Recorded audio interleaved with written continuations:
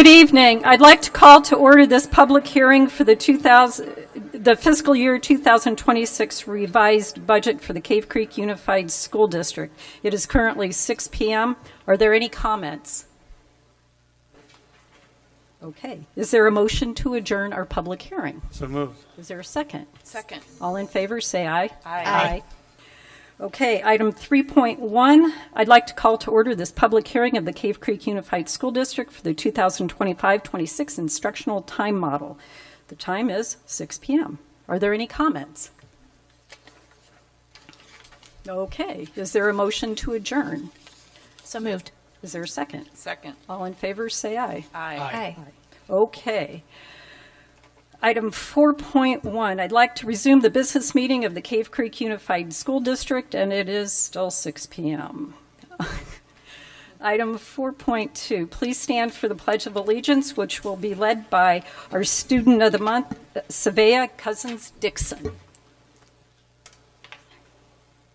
I pledge allegiance to the flag of the United States of America and to the republic for which it stands, one nation, under God, indivisible, for liberty and justice for all. Item 4.3, roll call. All members of the board are present, and all members of the cabinet are present. Dr. Pletnick, Dr. Hendrickson, Dr. Jensen, and Mr. Dolezal. Item 4.4, formal adoption of the agenda. Can I? Is there a motion? So moved.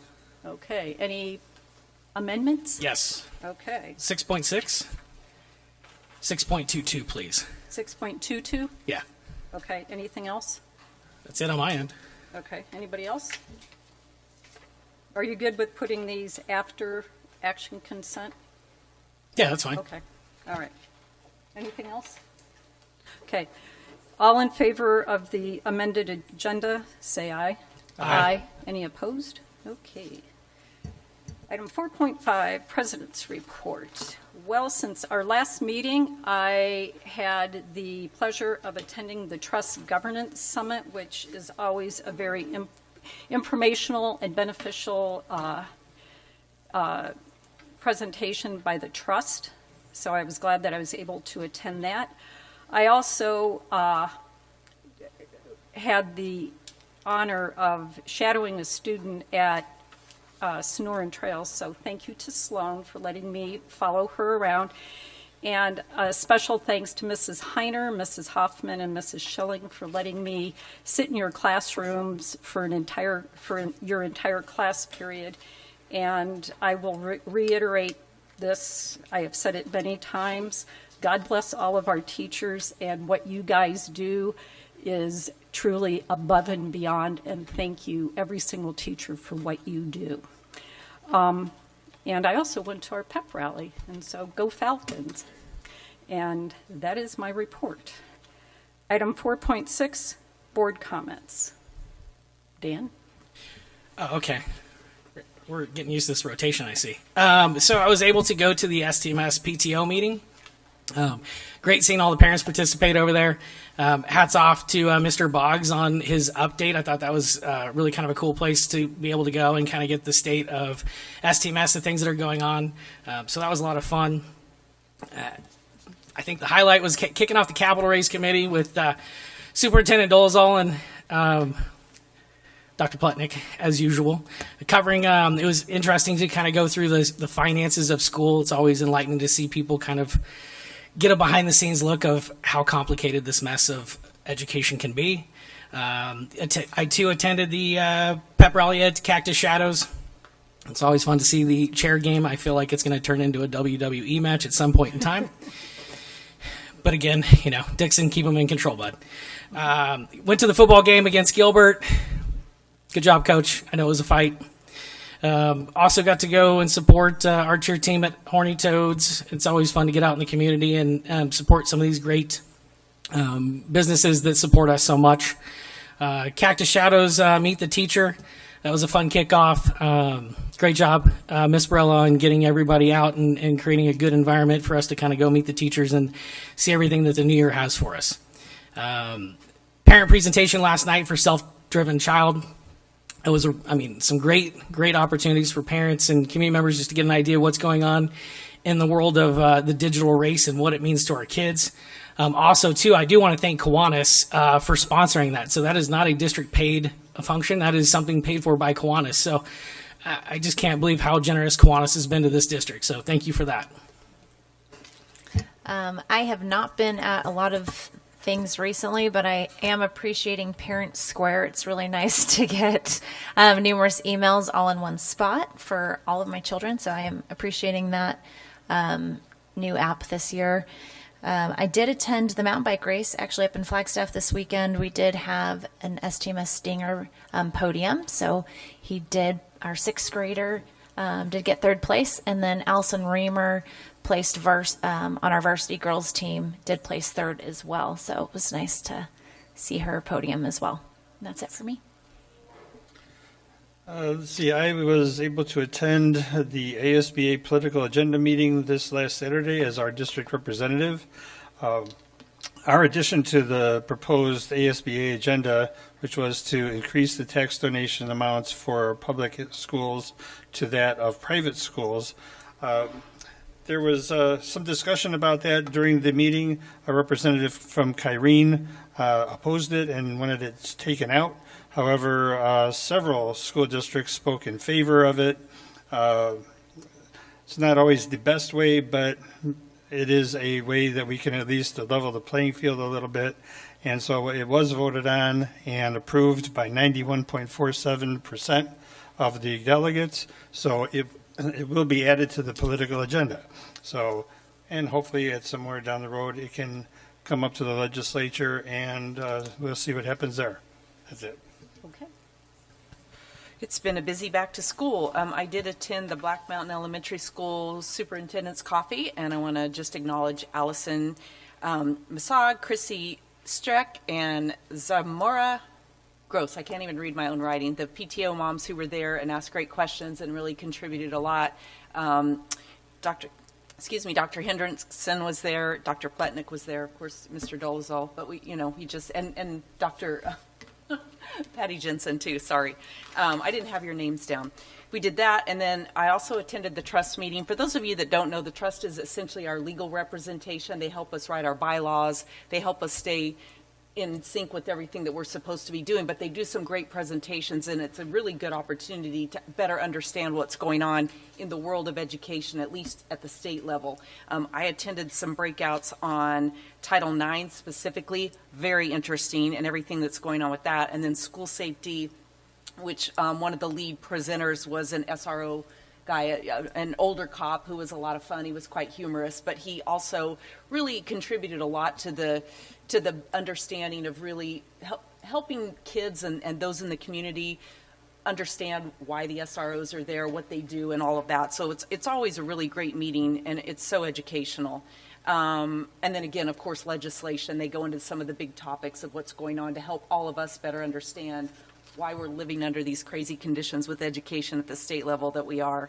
So I did do that, and then also attended the Capital Raise Committee presentation. Dr. Pletnick, great job really opening up for a lot of people, understanding the budget and the constraints that we operate under. I know a lot of people, including myself for the longest time, never understood what goes into a budget. You've got this much money. How come you can't spend more here? How come we can't pay the teachers more? How come we can't pay the bus drivers more? We're so restricted to what we can do. It's not as simple as you and I have it when we open up our checkbook and go, well, I'm going to put a little bit more money here. I'm going to put a little bit more money there. We cannot do that. We legally cannot do that. And so that kind of leads me to just saying, as a board member, I know a lot of you are frustrated over the bus routes. We hear you. We know you're frustrated. I don't ever want to give the impression that we sit up here with just a blank face and can't comment back to you or any of that. We are, again, prohibited what we can and can't say based on agenda, based on meeting laws and what we have to abide by. But we hear you. The Coach Gianni thing, we hear you. I know people are upset. We hear you. School closures and the enrollment situation, we do hear you. And it's not like we're not looking to address that stuff. So I just wanted to take the opportunity to say that since it is board comments, and those are my comments. Thank you. Okay. Item 4.7, Superintendent's Report. President Greer, members of the board, I too attended the Trust Governance Summit with President Busby and Vice President Ulmer. Certainly a great day of learning. Board Capital Raise Committee, parent series just last night, again over at the Fine Arts Center. And please, we do encourage, I think, as the public school district in this area, I think it is important that we still can care, we still can help all students, regardless of whether they attend our schools or not. So those events, please know, are open to the entire community. Again, if all of us are being more informed, we're doing a better job for our students overall in the community. Black Mountain Coffee with the Cabinet as well. What you may not know is our team actually presented at the August Carefree Cave Creek Chamber of Commerce breakfast. It was great to get out in front of our business leaders and talk to them about the great things happening in CCUSD. We've actually had several new signups to join us as business partners. And again, last Friday, the football game at North Canyon went great, except for the final score. Would like to commend and thank the high school administration, the coaching staff, Falcon Nation, the students for taking over that stadium and making it our temporary nest. It was really a great night, like I said, except for the final score. And then last night it was great to see volleyball get a win this week, and look forward to getting out to golf, swim, and cross country soon. Finally, I would like to introduce, and the best part of my superintendent's report is I would like to introduce our September Student Leader of the Month, Suvea Cousins-Dixon, a 5th grader from Black Mountain Elementary School.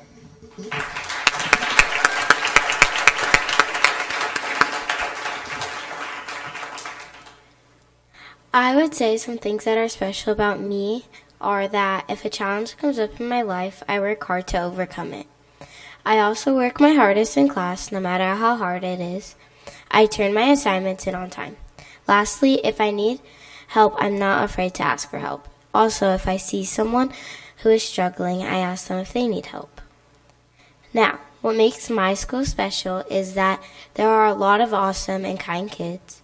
We have a lot of fun events that you can go to. I hope I get to see you there. My favorite one is the glow-in-the-dark one. It is the glow-in-the-dark night. We have awesome teachers that make school fun. You also can't forget our amazing PTO and principal. Who else's principal dresses up as an elf during Christmas time and a turkey during Thanksgiving? And you can't forget the front desk lady, nurse, and so much more. I love being a student at Black Mountain. I know it will get me to be the best me I can be.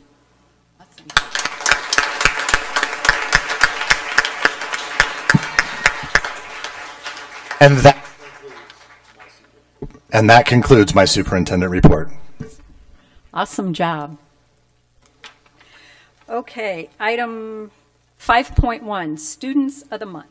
It is with great pride that we gather to celebrate our exceptional Students of the Month. Each month, we recognize students who embody our district's core values: perseverance, leadership, compassion, and excellence. Tonight, we honor not just academic achievement, but the qualities that shape these students into well-rounded future leaders. As Maya Angelou once said, success is liking yourself, liking what you do, and liking how you do it. Our honorees have demonstrated success through passion and dedication, inspiring peers, and making their families, teachers, and community proud. Whether excelling in academics, arts, athletics, or leadership, they show that greatness comes from hard work and commitment. Their achievements are the result of a strong support system, parents, teachers, and the community working together.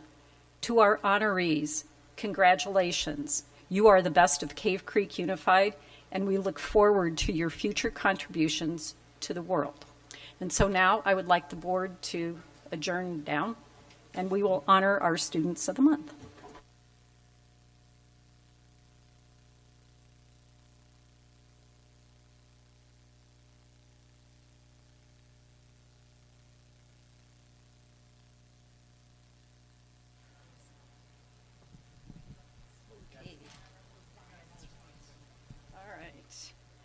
From Black Mountain Elementary, Irish Shea.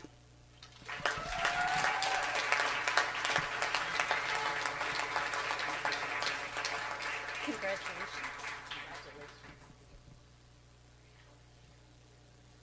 Oh, Iris. Also from Black Mountain, Saul Cruz.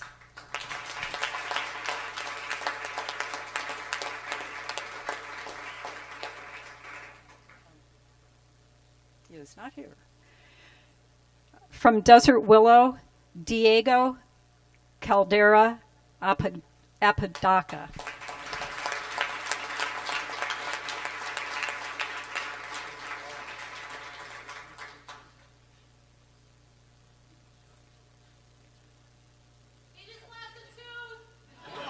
Did you just lose it too? Smile. Let me see. Awesome. Okay, go stand over by Iris. Awesome. Hope he gets a big payout for that one. Now the whole district knows. Everybody can contribute. There you go. From Horseshoe Trails, Abigail Comstock.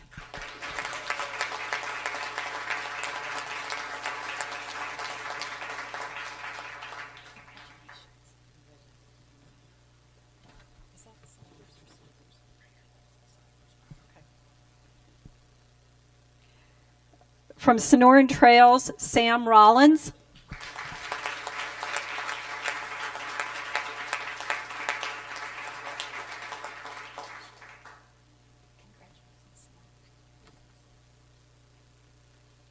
And from Cactus Shadows, Rayleigh Sivers.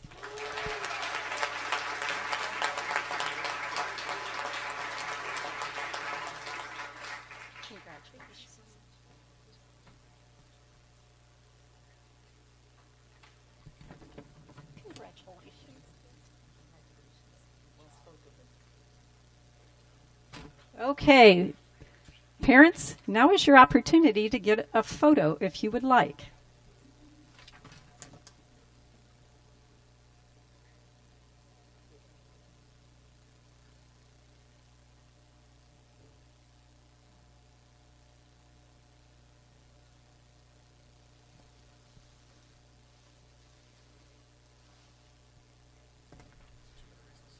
Congratulations to our Students of the Month. And we will be taking about a 2-minute recess, so if you would like to leave, you're welcome to do so now, and then we will reconvene in a couple minutes. Okay, moving right along. Item 5.2, the 2025-26 Superintendent Goals presented by Mr. Dolezal.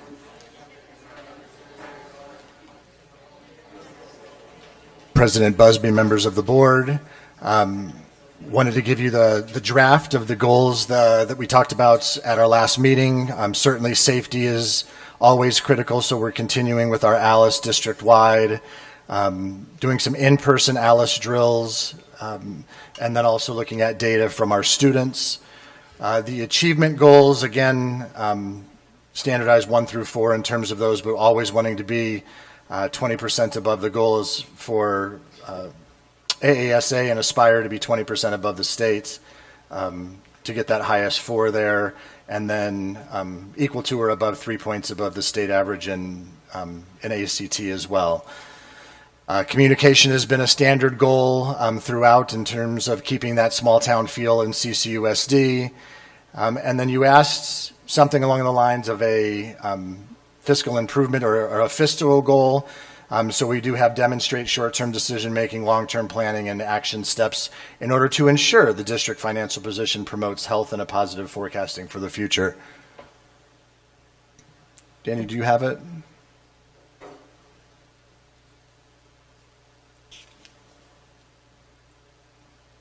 Thank you, Daniel.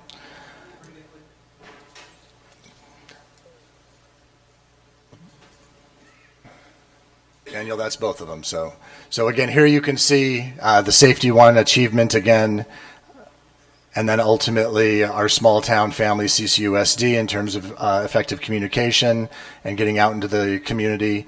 And then again, this was my first blush at what you had requested in our work study in terms of a fiscal outlook. So welcome questions, comments on that. We can again revise it. It is on the agenda later today, but again, we can push that to the next meeting if we need to take it back for additional revisions. So with that, I open it up for your questions and comments. For clarification, the communication and district fiscal improvement, those aren't rubric-type scorings. Correct. I mean, those are qualitative measures in terms of what feedback you're getting, in terms of, the list of items that I'll go through in terms of making sure that we're out there in the community, that I personally am out there in the community. And then the district fiscal one, I think there certainly will be quantitative things. We'll look at what are the steps that we're taking, both in terms of savings and increasing revenues. But there again, I hesitate to put a number. We're going to increase our carry forward because, again, based on what decisions we make, that could vary. So again, those cost-cutting measures, those increasing revenues, and ultimately coming up with all the discussions that we'll do throughout this year in terms of what are our short-term things and then what are the long-term planning goals. Again, those action steps taken in order to ensure our financial solvability and then positive forecasting for the future. So again, that was my attempt from what we talked about last meeting. So I'm ready and open for your feedback. Oh, I'm going to make it easy on you. Okay. No, I think that, again, putting the measurement in place is exactly what I think is the first start in the right direction. I think having the conversation around the numbers, when it comes to reflecting back on this, it's going to speak for itself. So putting you in a harder box of trying to get it to a finite number, I think we're just going to go round and round. I think that this is a good outline and a good starting point for us to take this year. Yeah. The only one add I would say on communication is just an arc of overall communication as a whole, as far as maybe adding a nuance into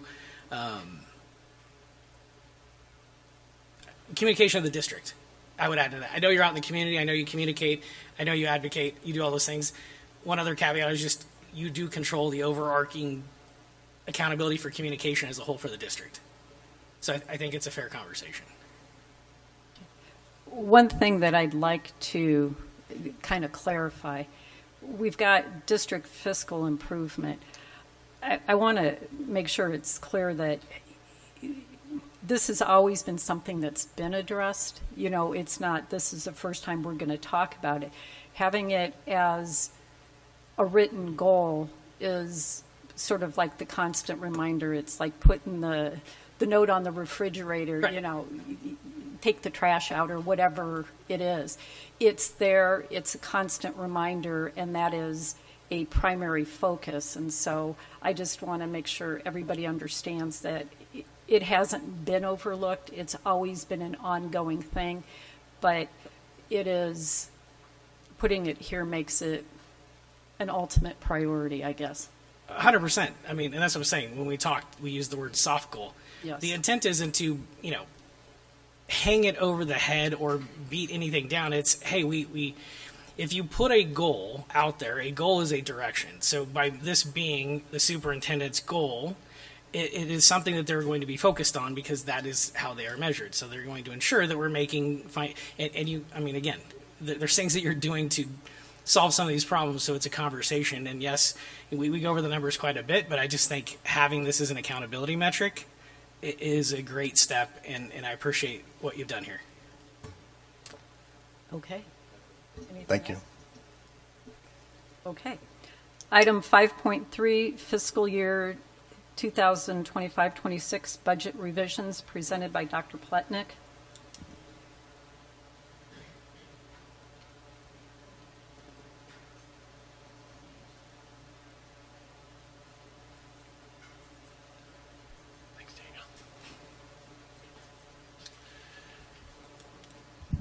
President Greer, Governing Board members, I am here to present a September revision to the FY26 budget.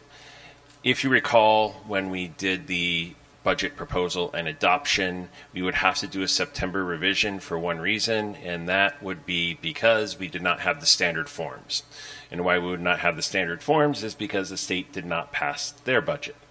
So after we did propose and adopt their budget, the state did pass their budget, and so now we do have to revise in September. And a revision in September is actually a good thing for us, especially coming off of the decisions made from last year, so we can kind of get a good look at where we stand at the beginning of the year. I'm going to go over, again, some of the basic terms and reminders for the budget. I think we can't go over these enough just because, again, school finance is much different than personal finance or business finance. And now this budget sets our capacity limits, again, how much we can spend. So that is, it doesn't reflect actual expenditures for the year. It just reflects how much the state allows us to actually spend. And that's based upon the number of students they have and how long they've been with us in the first 100 days. Now, actual expenditures will be reported on the annual financial report, which will be coming up in about a month. So we will get FY25 actual expenditures coming up in October.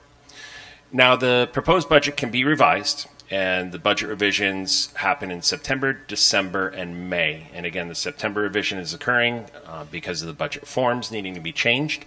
And then December, if we're within 1% of our control limit, we will not need to revise. But this year, we are going to still do a revision at that point because, again, taking a little bit of a litmus test throughout the year to see where we are budget-wise. And again, student funding is determined by actual kids in the classrooms this year, not past years. And again, you'll hear the terms average daily membership. And again, ADM, or average daily membership, is a weighted formula from the state, and that is dependent upon the student's enrollment in the first 100 days, their grade level, as well as if they have any special needs. And Governing Board Member Ulmer, you talked about the buckets earlier tonight, and that is one of the other big pieces to remember about a school district budget. The use of dollars is determined by buckets, which is part of the Uniform System of Financial Records, but it's also controlled by the legislature and also the state and federal legislatures. And the buckets, again, maintenance operation, district additional assistance, which we refer to as capital, our classroom site funds, and other federal funds that can be out there, such as our IDA grant or title grants. And then there are budget-controlled versus cash-controlled funds. That's important to remember. Budget-controlled, they're set by the state formula or legislative appropriations, and the district spending is dependent upon a formula. Again, it's restrictive on how we can spend it. And then cash-controlled are different things such as rentals, for example, where we do bring in that revenue, and it does give us a little bit more freedom to spend that money. Now, the budget form updates, one of the big pieces to remember this year, you will see carry forward on the maintenance and operation page, which is page 1, and also the capital page. So within the budget, you will see that there is a carry forward piece that is put on there. Now, remember what carry forward is. It's the difference between the capacity that we have and what we think our expenditure is. So if, again, that amount, the difference, we can move to FY27. Now, getting into the budget. Now, FY25, you can see what our M&O base level was, and that was about $28.5 million. When we adopted the budget this summer, what we adopted was 26.5. So we projected that our M&O would be at 26.5 million. Now that we have students and we have our 10-day count in and we have an idea of what our enrollment is, we are revising that number from 26.5 million to 26.8 million. So we're revising that slightly up. Our DAA allocation, or our capital allocation, as you can see, that's going to stay flat. That is the one piece of this funding that is dependent upon last year's numbers. So it gives us a very good idea of what our funding is going to be, because it's not based on current year, it's based on previous year's enrollment. So when we look at our M&O budget, again, 26.8 million is what we are looking at being funded for our capacity by the state. again, out of that 2.2 million, we are keeping $1 million in capital this year. That was one of our promises that we made, that we'd be keeping that $1 million in capital, which means we're moving 1.2 million over this year. That and our projected carry forward, after some of our cost savings from the end of last year, was just above $3.8 million. So if you remember, all through January, February, March, we were looking more like 3.6 million. We were able to actually carry forward a couple hundred more thousand from that time by just making sure we tighten the purses a little bit more. And then additional funding potentially from the state, projecting at just a small amount, which gives us a total within our M&O of just over $32 million. Right now, as the budget looks, our expenditures are about $29.3 million that are budgeted. Again, those can vary. It can be less, it can increase with the expenditures, but that is what we budget, and we ask our departments, we ask our schools to operate within that budget.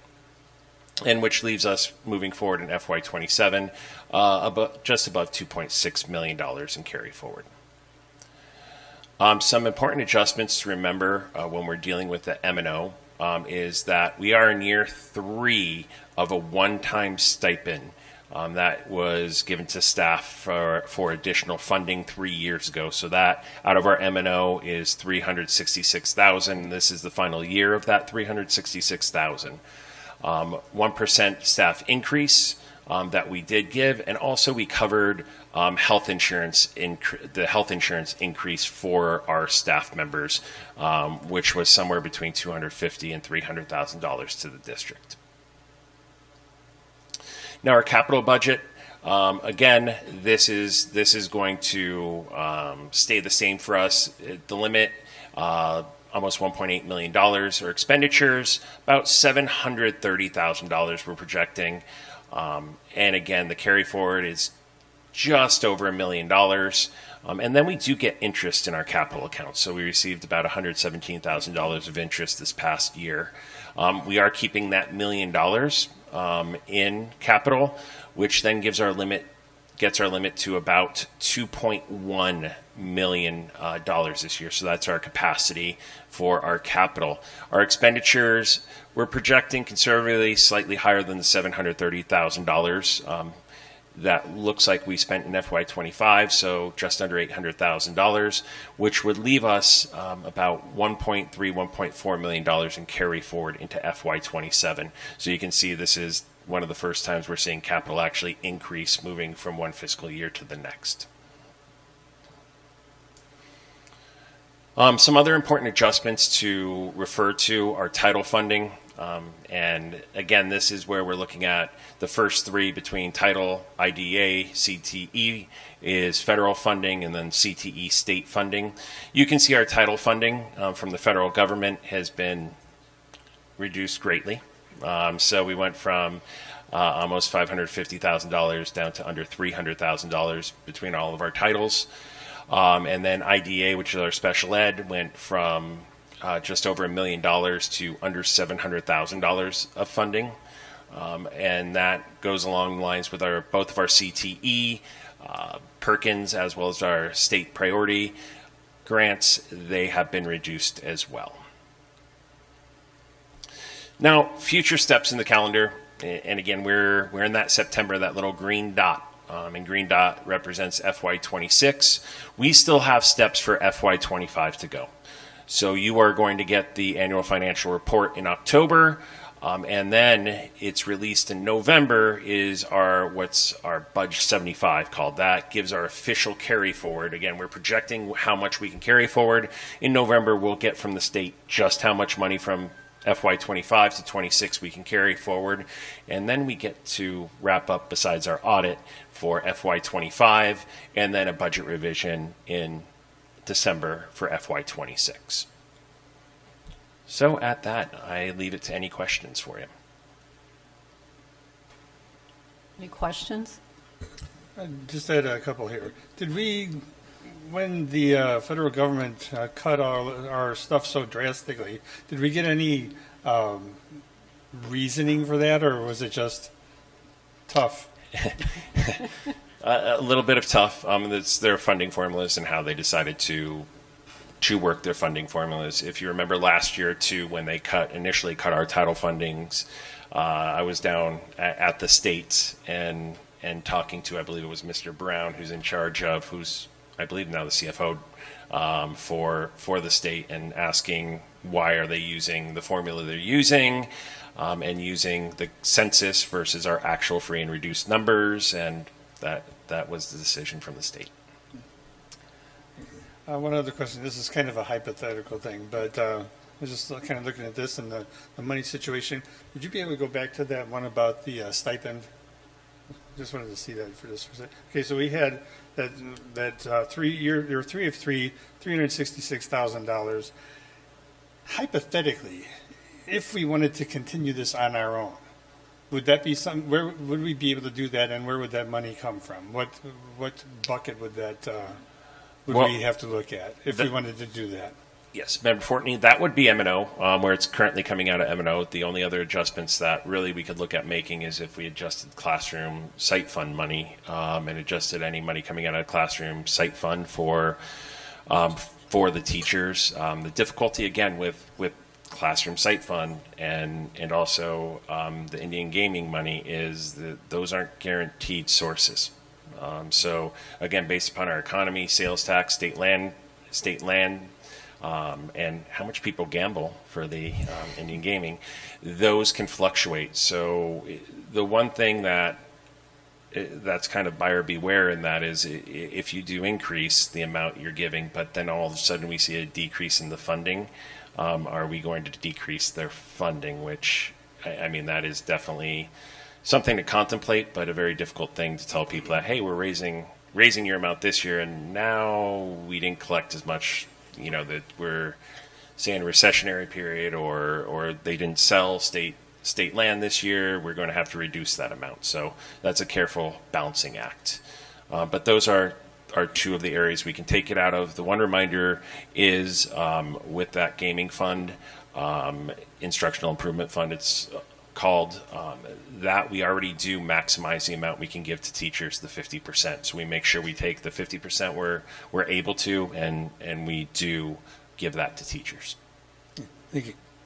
This stipend was from ESSER funds, though, from COVID still, correct? That wasn't? Yep. Yeah, that was $1 million That year back three? in the one-time funding, and then it was decided, it went through IBN process, and it was decided that it would get spent over 3 years, and it would go to the people that had been there since that time. Yeah. So Member Ford, even with that doesn't go to everybody. It was, Dr. Henderson, correct me if I'm wrong, but it was negotiated through IBN in terms of what they were going to do. Instead of just giving it at once, it was an incentive to help retain teachers as well. If you stay, you continue to get those monies. Yeah, Member Walker, just to clarify, so it was additional that year. The state, instead of adding it to the base, they gave a percentage or whatever amount to districts, and so IBN decided instead of paying it all out in 1 year, you have individuals that take their percentage, leave the district. How do we incentivize our teachers staying? And so it was a 60-30-10 split, 60% for classified, 30% for, 60% for certified, 30% for classified, 10% for administrators. And then each group from there decided how are they going to be paying it out. Would they be paying it out for longevity, longer you were here, a flat for each person? And so that's actually increased the amount of they're getting each year because only the people that are returning are the ones that are getting that. And so this will be the last year that we are paying that out, and it was actually paid out today. And that was out of state fund. Out of the state fund, yeah. Okay. And then on the 1% all staff non-admin, does that include operations? Is that the whole district as a whole? Okay. Yeah, that was everybody in the district minus admin. Yep. Okay. On the slide with where we got all the cuts, the one that Member Fortney was asking about, yeah. So was that the federal funding cut? I mean, that's pretty dramatic. Was that demographically based? I mean, did they look at our district and what we're comprised of? Like, what went into that, and how were other districts affected, kind of on a ratio thing, if you even know? Ratio-wise, Member Ulmer, I I can't tell you exactly. It varies, but again, remember the title funds are specific use funds. So the big part of title funds for us are based upon our demographic and free and reduced. So again, with free and reduced, if you're looking at using consensus data, if people don't fill out the consensus, then it doesn't count. Even though coming Miss Quinn in nutrition can see how many free and reduced are coming to the registers every day for lunch, the consensus did not reflect that. And again, it is also just cuts within those areas. Yeah, so again, it was the census data from 2020 where our area wealth increased, so therefore the state decided that we needed less money, even though our student population that uses those funds was actually growing.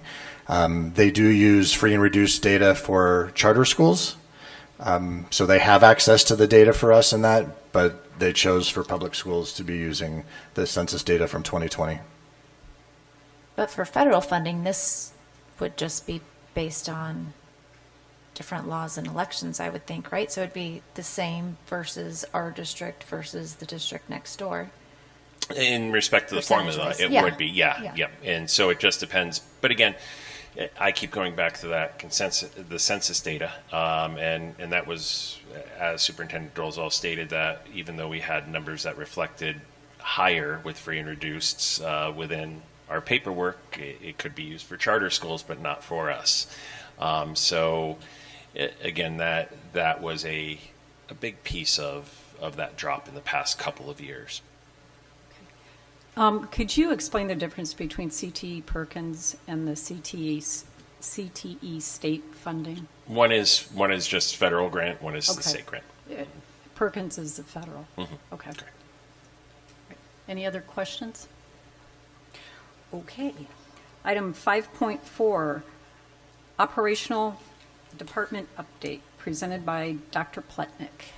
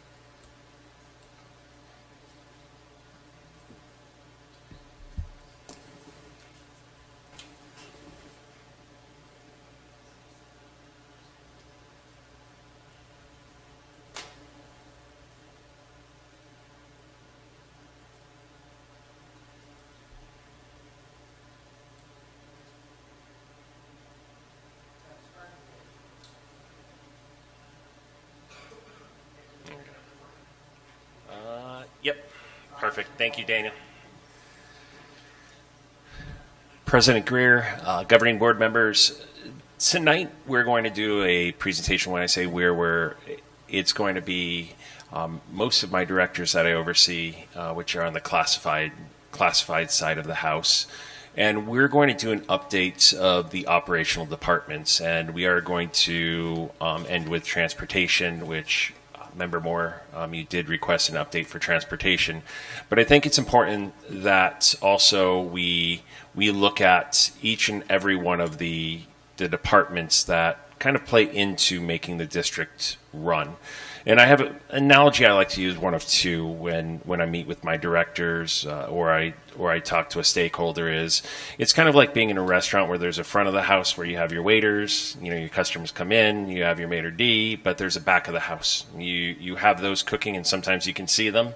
You have your chefs, you have your sous chefs, you have those who are cleaning back there. You have the bussers that are working, and you have all of these various people that go into making this restaurant run, even though they may not be on the forefront because that's not who you deal with. Or you're going to an event and somebody needs to take the tickets, there's concessions, or somebody setting up the stage, breaking down the stage, or somebody cleaning.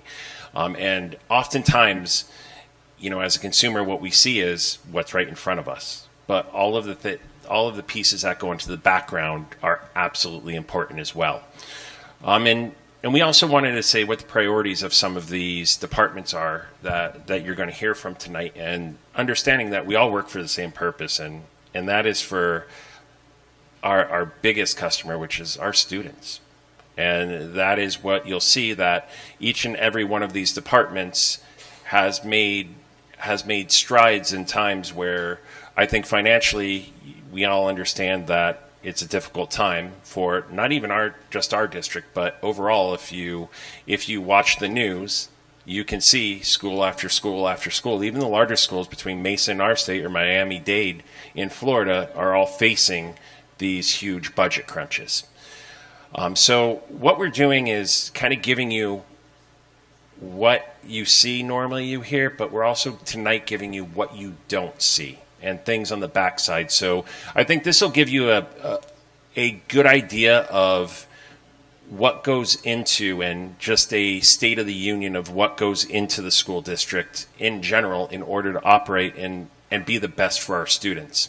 And so you're going to hear the narratives and stories that people see oftentimes, but this is narratives and the stories of the people that are behind the scenes at times.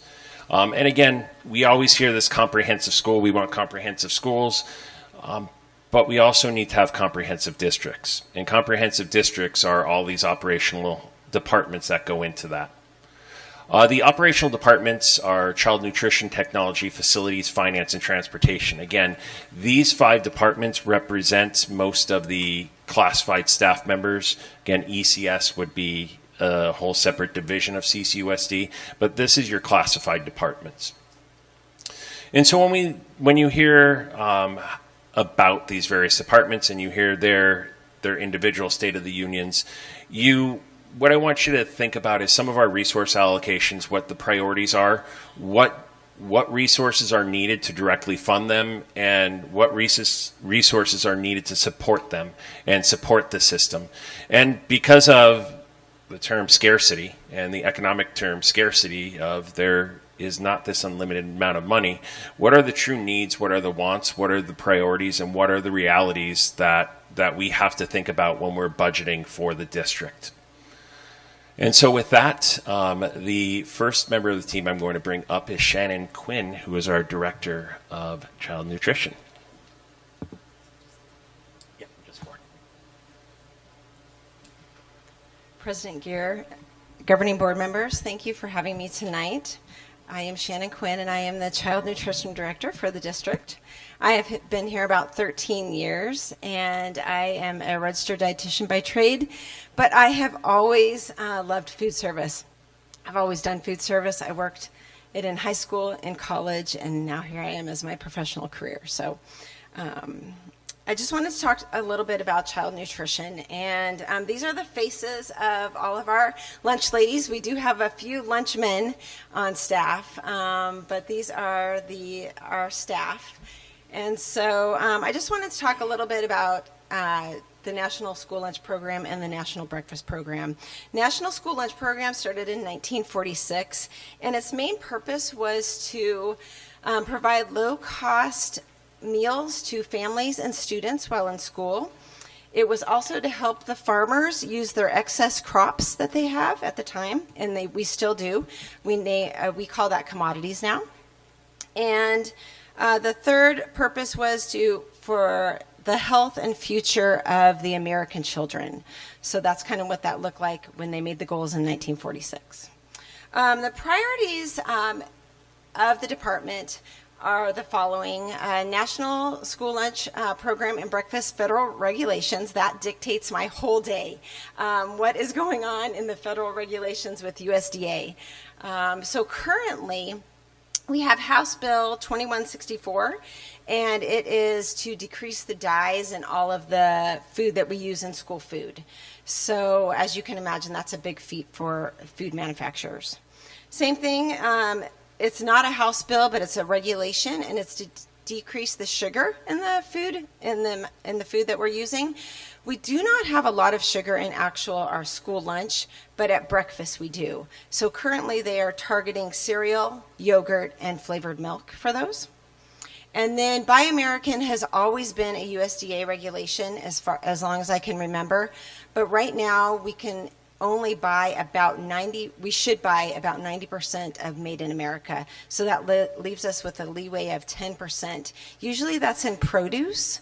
And because you might find produce from Mexico or Canada or some other places. So we really have to focus on where the produce is coming. So that's one of my top priorities.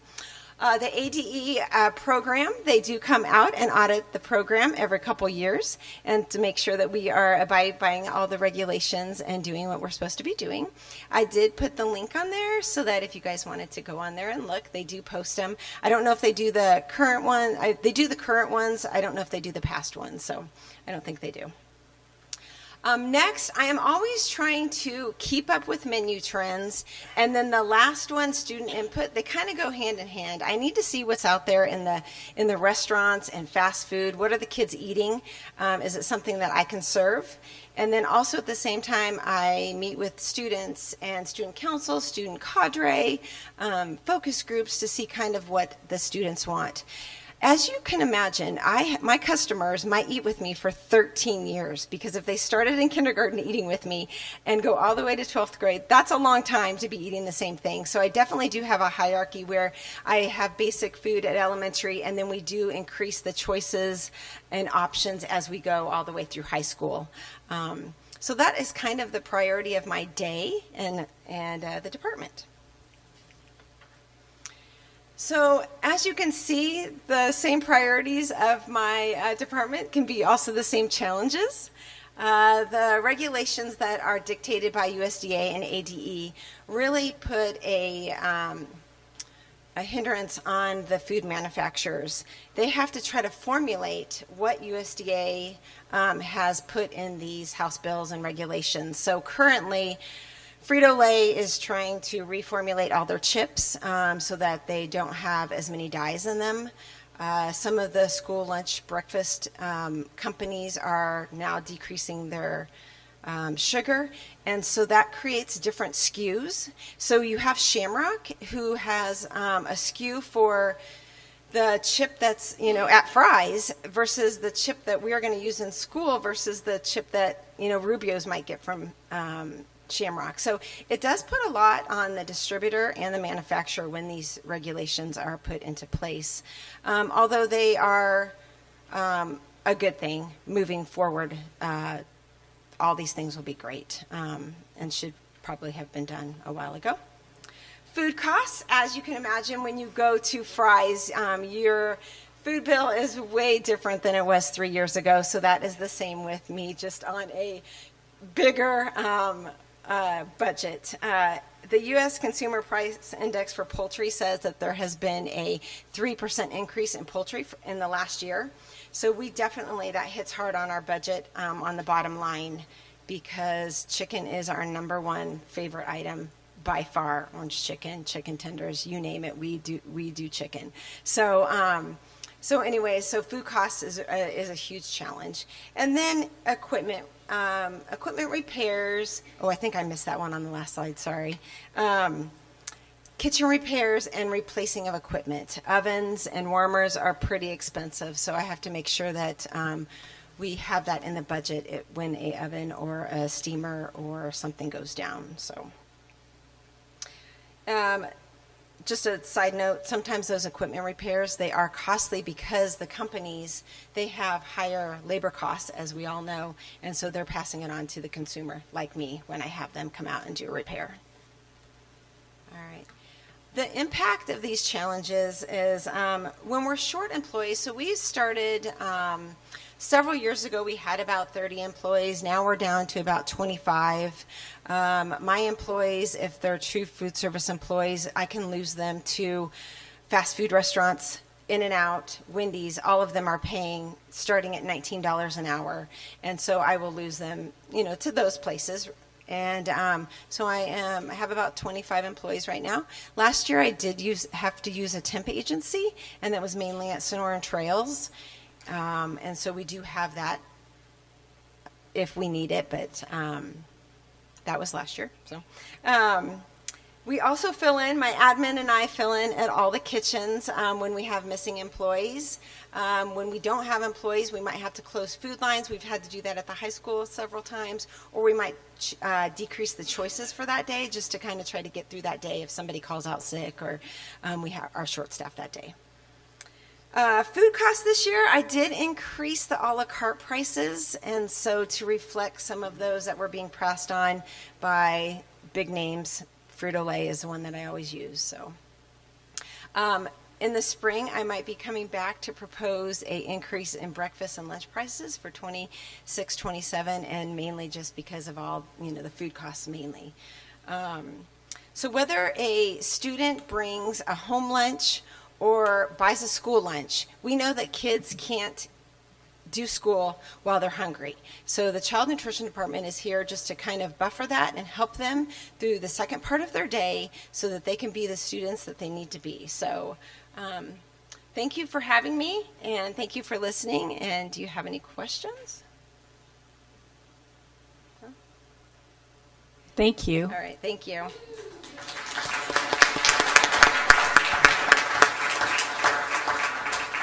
And before I bring up Ezra William, Ezra, you can come on up. Ezra William, who's our Director of Technology, I wanted to make sure, and I asked our directors if they could put some of the faces on these slides so you can see what our departments look like. And I remember as we were going through some work studies, we talked about looking at organizational charts, and we hear the term those. The district is so heavy up top, or there's so many people working in this department or that department. I wanted to give you an actual, instead of just an organizational chart, the pictures and the amount of people working in each one of these departments. So as you can see, child nutrition even reduced down from 30 to 25 in this past year. And now we're going to bring up technology, which is Mr. Williams and his department. And you can see that we still operate 5 schools plus the district, and he is down from 9 down to 7 employees in that department. Not to steal your thunder, Ezra. Thank you. Good evening, President Greer, members of the board, cabinet members, members of the audience. I'm Ezra Williams. I'm the Director of Educational Technology. I've been in the district just over a year now, but I've been in education for the last 27 years, and all of that in IT. Loving it. As you can see, my department is pretty small, but as a small team, we get a lot done. Some of the priorities we have, number one is a strategic alignment with the district goals and ensuring that the learning objectives and digital transformation is happening throughout the district. We also focus on cloud and infrastructure, networking, and ensuring that the network is up and running and available for everyone to use. Cybersecurity and risk management are always a huge topic. You hear about folks getting hacked all the time.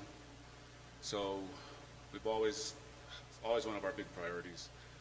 Data management and analysis. Analysis are used to make sure that we're putting out what we need for the students and the staff members, making sure we have the right amount of equipment, again, make sure the equipment's operational. The operational efficiency of device management, again, just managing the equipment. And then also making sure the technicians and staff members are able to work on this equipment. So some type of training and some learning to keep them fresh and on top of things.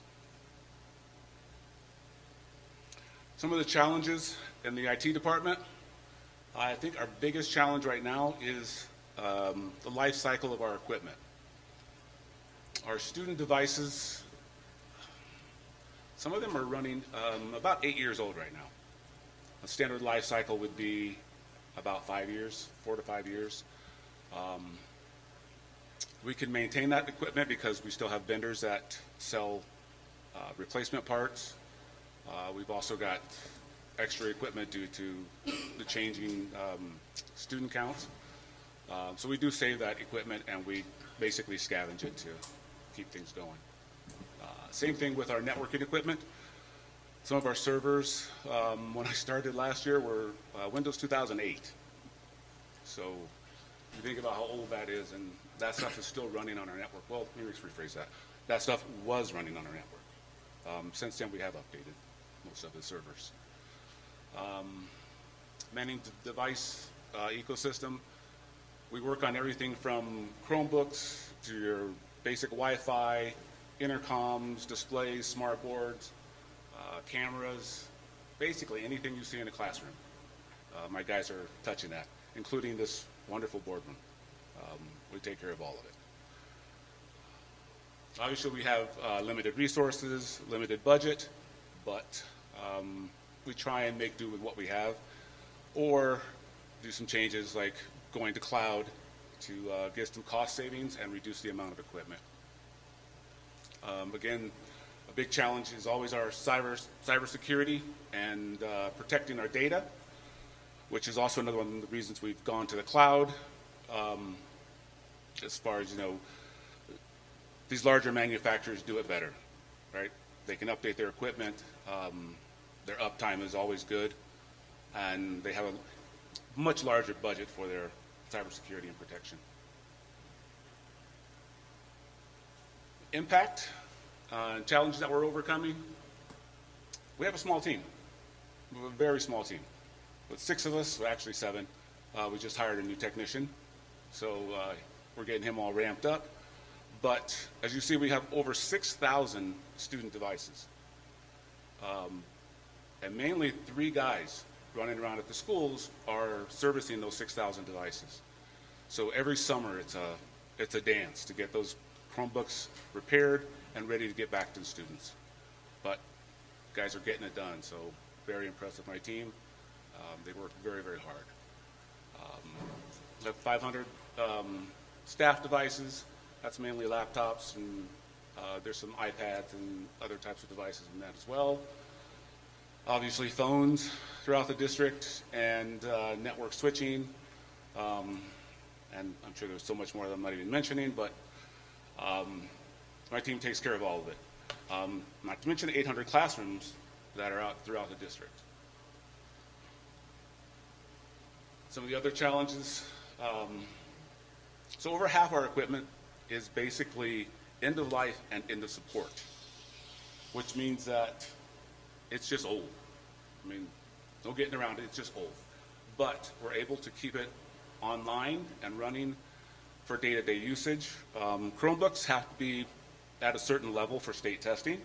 So sometimes we have to juggle the Chromebooks around when testing comes to make sure that the kids have the latest Chromebook to accomplish the test.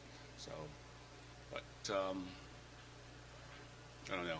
We're still making it happen. We're finding creative ways to maintain and transform systems, such as Parent Square. That was added for basic communications. We consolidated some of the other platforms that we had down to this one. Saved quite a bit of funding on that. I think everybody's still getting used to it. It's a really good platform, but it's pretty intense. Fun to use those as well. And we're also now looking at getting some certified folks at the schools to be able to help us with student password changing and a couple other tasks like that, which will help speed up issues when they have them in the classroom. I think that's all I have for you. Thank you for having me. Do you guys have questions for me? I just have one question. When you mentioned you're looking into using certified staff to help on campuses, you're referring to teachers, bringing teachers up to speed to help with passwords, or is this hiring somebody new? No, it's actually using teachers. Okay. Or a teacher or two, just so the kids can get their password changed quickly. Sure. It would be very helpful for the kids, but yes. Of course. Okay. Any other questions? No? Okay. Thank you. Thank you.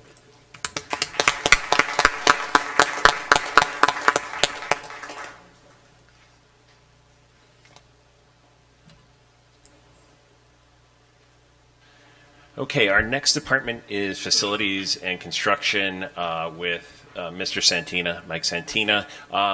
He's somewhere around in the room, but he was helping with water problem at the high school and then another problem at Black Mountain up until about 10 minutes ago. So I'll be presenting the information, but if you have any questions, he said he will be more than happy to answer any questions. So you can see facilities and construction going from the 22-23 school year went from 30 employees down to this year 15 employees. And so the priority of Mr. Santina's department is overseeing any construction, renovations, daily upkeep of property, and making sure students and staff are safe and comfortable. And for that, they maintain 74 different buildings, which is 1 million square interior feet and over 10 million square feet of outdoor space. So even though, again, his staff has shrunk, the building space isn't shrinking. And so another big part of his job is conducting any kind of preventive maintenance, such as HVAC, plumbing, lighting, door, key maintenance repairs. They are a one-stop shop in our district for any maintenance needs. And again, safety and compliance. There are, of course, state requirements for fire alarm security, asbestos checks, which we have to do statutorily every year, and they are on top of that. And then that is it. They are the department. So 24/7 emergencies, that is who gets called. So they had last school year, 215 after hours calls. Mr. Santina and or his department, they went to 215 calls after hours. So daily operation, they prepare, as you can see, anything from cafeterias, restrooms, stock supplies, pick up trash, sweep campuses, unlock gates, oversee crosswalk safety. You can see if you're going down 60th Street in the morning at the crosswalk.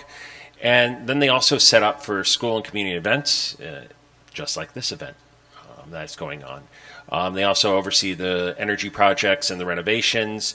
Facility rentals they are in charge of as well. So all 20 athletic fields, 5 gyms, and any rented classroom space, they do oversee all of those areas.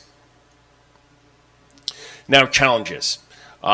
Staffing and workload. Again, it's decreased from 30 to 15 people, and in the same period, work order requests through, and you'll see our FMX system, our facility system, has grown from over 2,400 to over 3,500 requests annually for those 15 guys to take care of.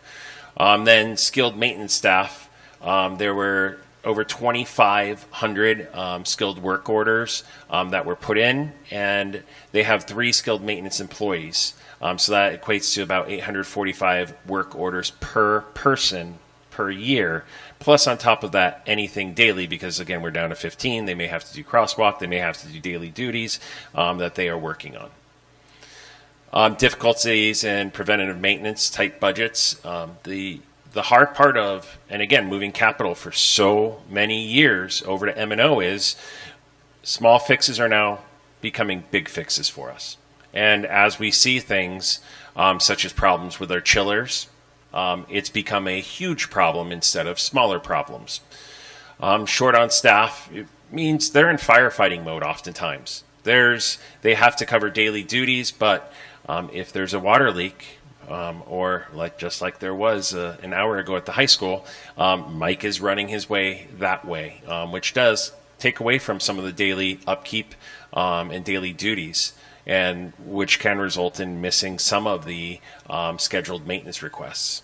The other thing they're facing is competing opportunities. Higher paying, whether it being higher paying districts or just the general construction industry, trying to hire, and you can go district by district with this one, you try to find an HVAC person for a school district. Not an easy task. So that skilled labor is just demanding higher pay at that point. And why are we having to contract out to Pueblo some of our AC and HVAC needs is because, again, you can go down the road and work either in a district and or you can work in general construction industry for higher pay. So they do overcome and they do get the job done is the key thing. How do they do that? They work smarter. And so Mike does a very good job on those maintenance requests, and Lori McDonald at facilities of directing who needs what, but also making sure that they do get their preventative maintenance done. But we have had to work with some of our partners for like I said, landscape HVAC out there. So that does cost us money on that side.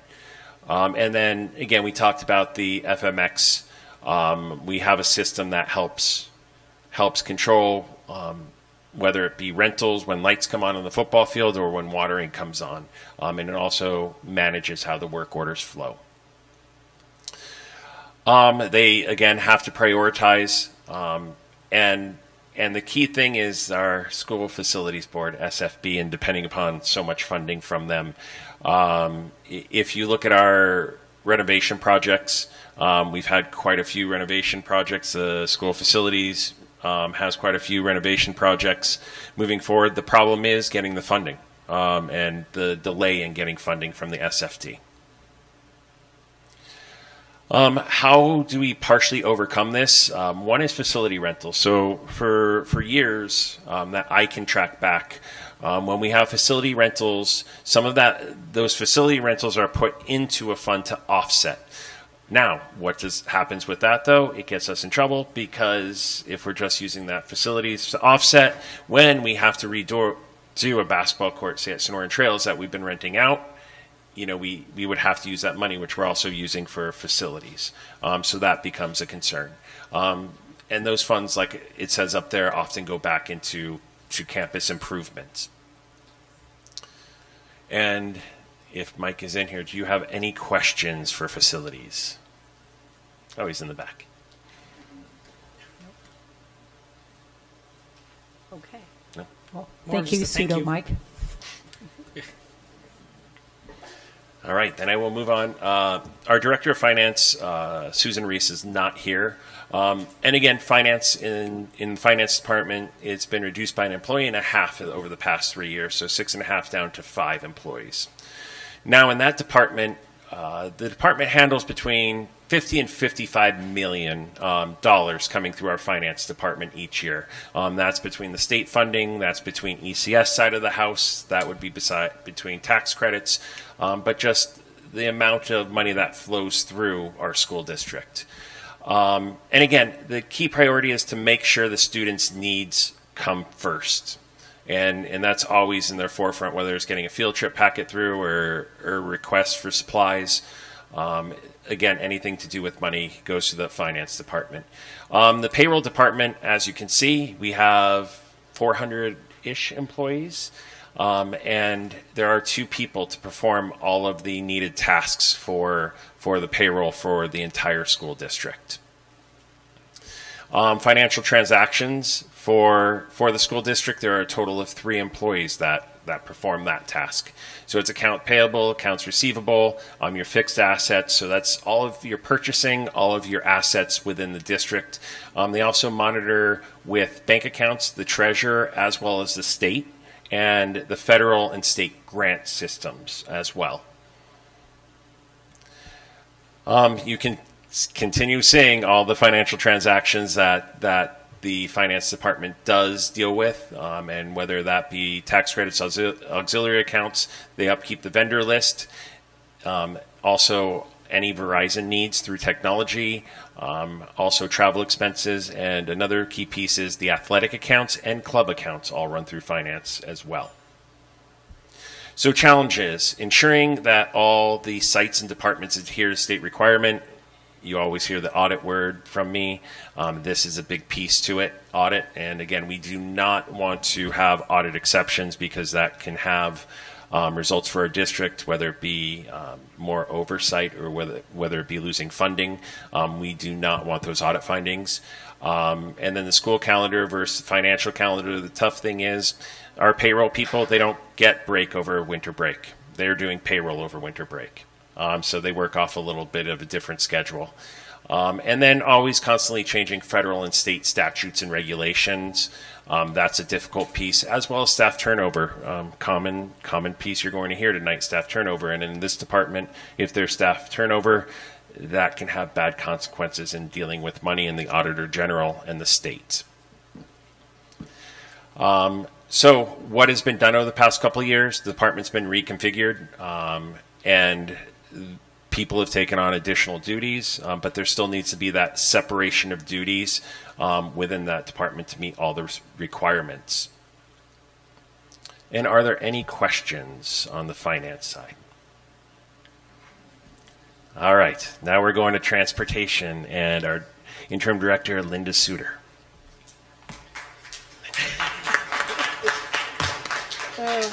Good evening, President Greer, board members, cabinet, community. Thank you for being here. I know transportation is of great interest to everybody. I want to just say that as you look at the faces of transportation, please understand these people give of their heart and soul every day to the kids in this community. My own children, as they came through the Cave Creek Unified System, Falcon class of 2024 and Falcon class of 2025, rode on the buses with many of these people. I've watched drivers cry when I say, I'm going to change your route. You can't take that little from kindergarten to being a senior. So we have several slides, and I'm supposed to be changing them. Sorry, I'm new at this. Just know these people care in an incredible way. We got our slides a little out of order, right, Daniel? I know, it's all right. I can read. Okay. I want to read the priorities and responsibilities of my department before we get into the actual numbers. Our primary responsibility is to ensure the safe and reliable transportation of students to and from school every day. And I know, community, we're struggling, okay? We're working on it. Formed a work group. This is my 6th day as the interim director, and I formed a work group. We're going to create a different way of making routes until we can solve some of these bigger challenges. I mean, some things are this week, some things are next month, but we will get back to providing safe and reliable transportation because it's what we do. In addition, we provide trips for athletics, for field trips, for enhancement activities out in the community, student clubs, STEMs, and we also like to take our kids to fun community places, like we want to sing at Herald's and we want to, do those kind of things too. Staffing trends over the year. In 23-24, we had a total of 48 employees in the department. We had 4 people in the office. This year we have 1, okay? So if you're frustrated because no one's answering your call or it's taken a while for someone to answer you, we're coming, okay? In the shop, we've also lost some people. Our training staff has diminished. We went from 24 CDL drivers just for general ed down to 12. We had 4 dedicated ESS CDL drivers down to 2. What we call a 925 driver, which is someone who also generally helps with our ESS population. We used to have 3 of those. We have 1 of those now. My white fleet drivers are also diminished. And at this point in time, we are also looking at losing some more. So down from 3, 1 driver in training. I think it's important tonight that I just want to say of my 12 general ed route drivers, 2 of them are out on extended leave for very good reasons. I'm expecting to lose another one this Friday. And in addition, I'm probably going to lose one of my 925 drivers. So that would put us in an even worse position than we are tonight as I stand before you, okay? Overall, 39.6% decrease from 2 years ago, all right? Currently, what that means for everyone is the route capacities are operating at 110%. So really crowded buses, taking a really long time to deliver students. Our average route time is up to 62 minutes. I got elementary schools waiting, experiencing delays while I'm still trying to take home high school and middle school students. It's the overlap, it's what we can do right now. Our workload really, truthfully, my people are pushed to their absolute limit. They're tired. And that's not a great look on a department that values safety above all else, right? They need rest. Again, my hope is to roll out after fall break a different way of providing reliable transportation to our families and our students. But right now, you need to know, too, that many of our routes are averaging 200 miles a day. That's a lot, okay? My goal is to recruit and hire 5 full-time CDL drivers, 3 part-time substitute CDL drivers, 2 additional white fleet drivers, and 2 additional bus aides. Again, we're having a hard time servicing ESS population in a proper manner, and that's the law, so we have to fix that. I'd like to get my operational targets back to a place where my capacities are at 85%, so there's a little bit of room between you and your neighbor on the bus. Get the ride times back down to about 48 minutes, and get service back to where we had in previous years with the walk zones, the way they're set. I just want to say, just looking at ADE reports before I came to you tonight, in 23-24 we drove a total of 677,121 miles. So if I average that out between my CDL drivers, each one of them did 17,362 miles. This year our projected is 539,507 miles. And that means that each one of my CDL drivers would have to find a way to pull off 26,975 miles. Logistically, it's just not real.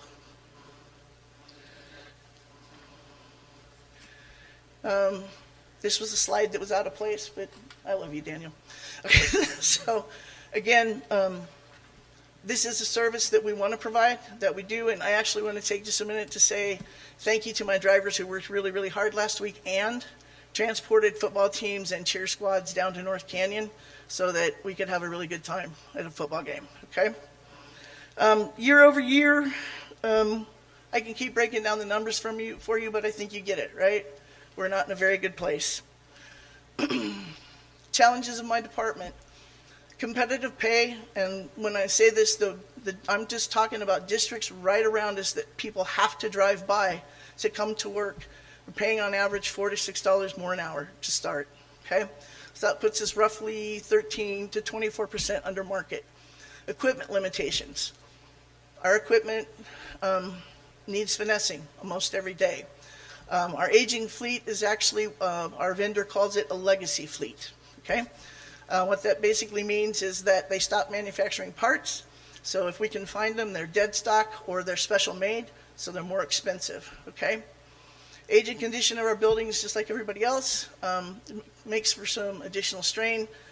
Again, low staff morale contributes to high turnover. This is your slide, so there you go. Thank you, Linda.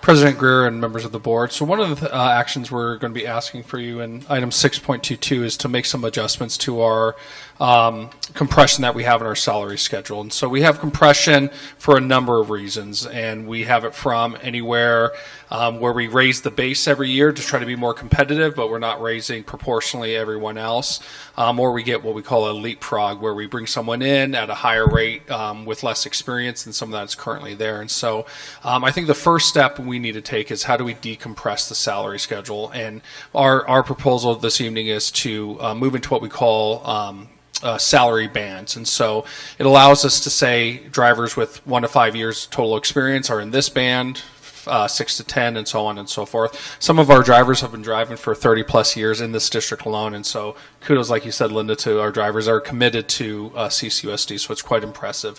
It does a couple things, though. It helps with retention. When you look at the research, increases retention by up to 30% when you have some predictability in times where we are financially stable. They know an outlook of what bands they will be in. So that's a big piece of it. It is an appeal for our recruitment when we can say this is, depending on how many years you're working, this is where you'll be. A lot of times we just advertise their starting salary, and so they go, well, I don't want the starting salary. Well, it could be higher than that starting salary, so that's a big piece of it.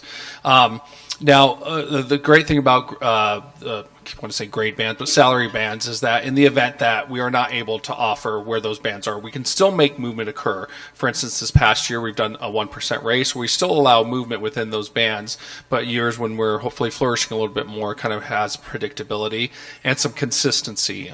As I mentioned, leapfrogging has been an issue in the past. It's one of those things that my department has worked really hard to solve, to make sure that we're honoring longevity of people as they come in, or years of experience, but we're not jumping people are currently that have been loyal to us. And so we're hopeful with the action tonight that we will be able to clean up some of that compression, clean up that leapfrogging, honor people for their years of experience as a start, and then kind of work with Dr. Pletnick's department to see where can we then provide some increases beyond what we're going to be recommending tonight.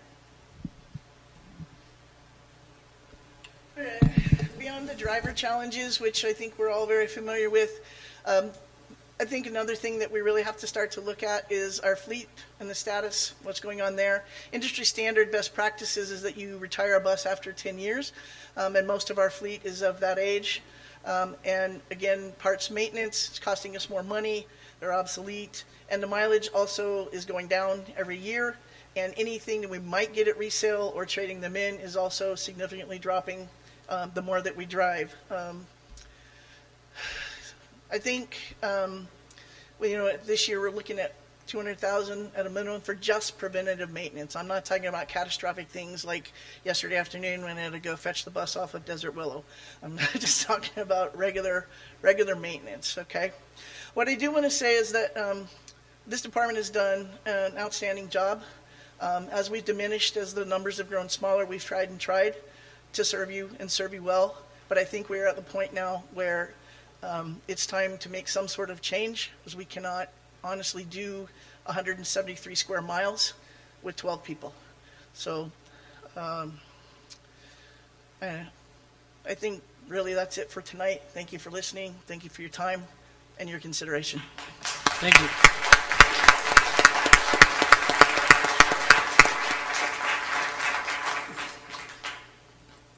Oh, questions? That does open it up for questions. Oh, sorry. Well, congratulations, and I'm sorry all at the same time on the new position. So some of these questions might not be directed directly at you because, again, you're trying to get your bearings.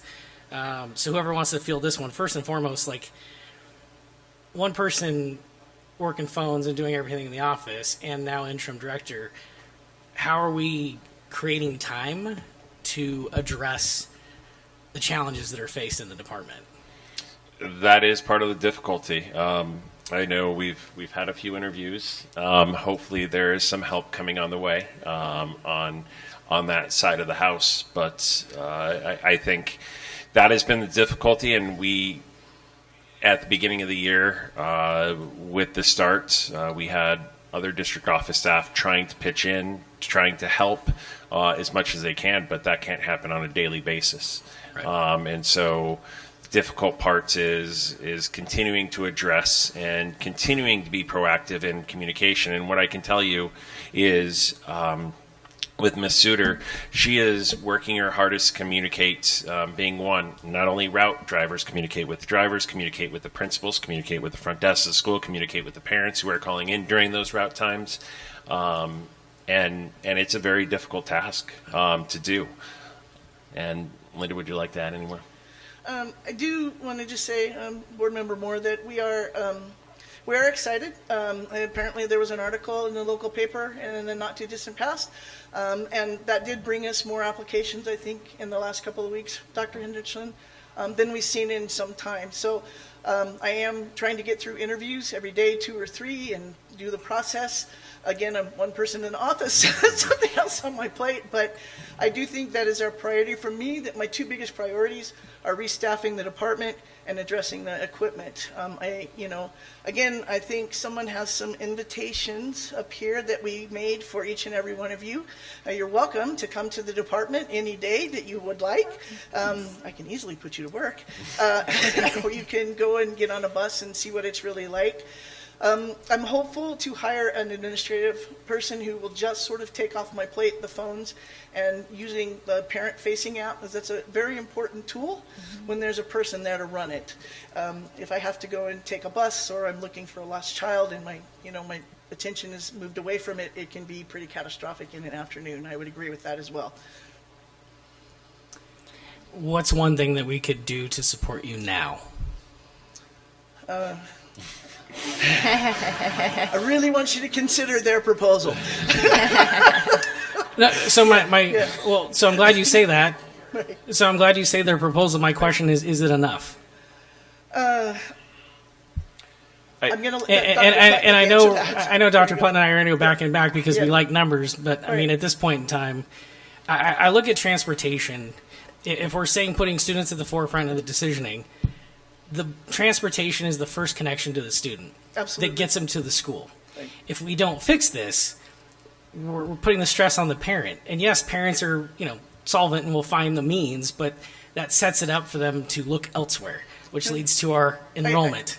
I agree. And so inside my department, what you'll hear me saying to them, because they're frustrated and they're saying, why don't you just cancel these routes? And I say, because we have a net 70 for the first time in forever. And to maintain that, we need to service our customers, right? So I agree with you, board member Moore.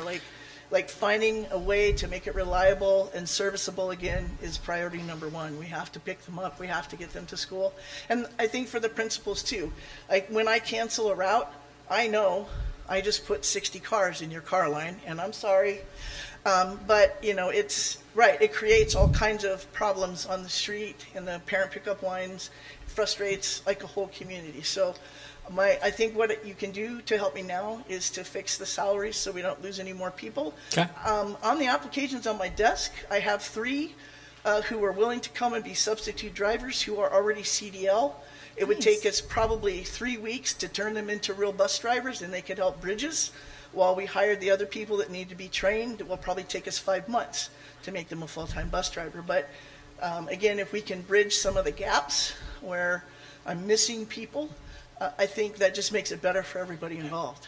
You have good Wi-Fi in the building? Do I have good Wi-Fi in the building? No, there's no Wi-Fi in the building. No. I was going to say, if you did, I'll schedule to come take some of the heat off you. We can get a hotspot for you. Okay. Daniel. Yeah. But No, I'm being serious. The one thing Ms. Suter also has, she touched on it, but I think we really have to focus on is the word CDL. Yep. And understanding that you can't just hire a person off the street and let's hop on a yellow limousine and let's go ahead and drive. That CDL and the upkeep of the CDL requires a lot of work, a lot of work. And so when we're talking about bus drivers, we're I'm going to bring it back to a teacher, and a teacher has a certificate, but then they have an endorsement, a special area that teacher can teach. Well, in transportation, there's people who can work transportation, but they have this special endorsement that they only can teach. If you think about it like a teacher can teach, but then they have a special endorsement. Well, these drivers can drive, but they have a CDL. So that is a specialty. And again, if we look at the workforce and you look at how the workforce works, I think this is a start tonight, but we have to examine those who are specially certificated, those who have that licensing. We have to examine that scale. It should be much like what you do with the teachers, right? That have masters, so on. You've got to do the same thing. So, and to be clear, board members, it's a CDL plus, a P and an S endorsement plus, an Arizona bus driver certificate plus, first aid and CPR training plus, an IVP fingerprint card plus. I have to do refresher training every year. That's just for my CDL. That's nothing else, right? So it's very special. There's no place to call and get a sub. There's no temp agency that's going to send people up here. So, yeah. There is a temp agency, and I've contacted a couple of outsourcing just to kind of see what the prices would be, and if we had to hire a person who, and they gave me the quote just for those, that if they have to fly them in, house them so that they can work our routes, it's $700 a day. Ooh. We're all moving out of town. Yeah, I was going to say either that or it's a charter bus, right? Yeah. Is that anybody else? I'm sorry, you guys have questions? Just one to Dr. Pletnick. Obviously, I know that you guys are all pushing for the 6.22. Is there, if so, past tonight, could we look at potentially a stipend for this year for the drivers that have just been basically putting in the hours? Is there something, or have you guys thought of that? I just think, I understand the hourly, and you get into a dangerous game of overcapping, and then that becomes, I get all your financial compressions. I'm just wondering if there's a act of something financially for the just the intense amount of hours that these people have worked. I mean, as Superintendent Dolezal would say, your jobs as a governing board, part of that is working with the budget and approving the budget, and budget is up to you. So I think looking at a work study, and I can sit down and break down the various items, the various buckets of where we spend money, and you know where we're at with money, and again, is it a possibility? 100%, it's a possibility. It's just a question. There's going to be consequences. There's going to be, and again, and that's why I brought up the slide behind you. It's scarcity, the economic term. You know, needs versus wants versus priority and reality.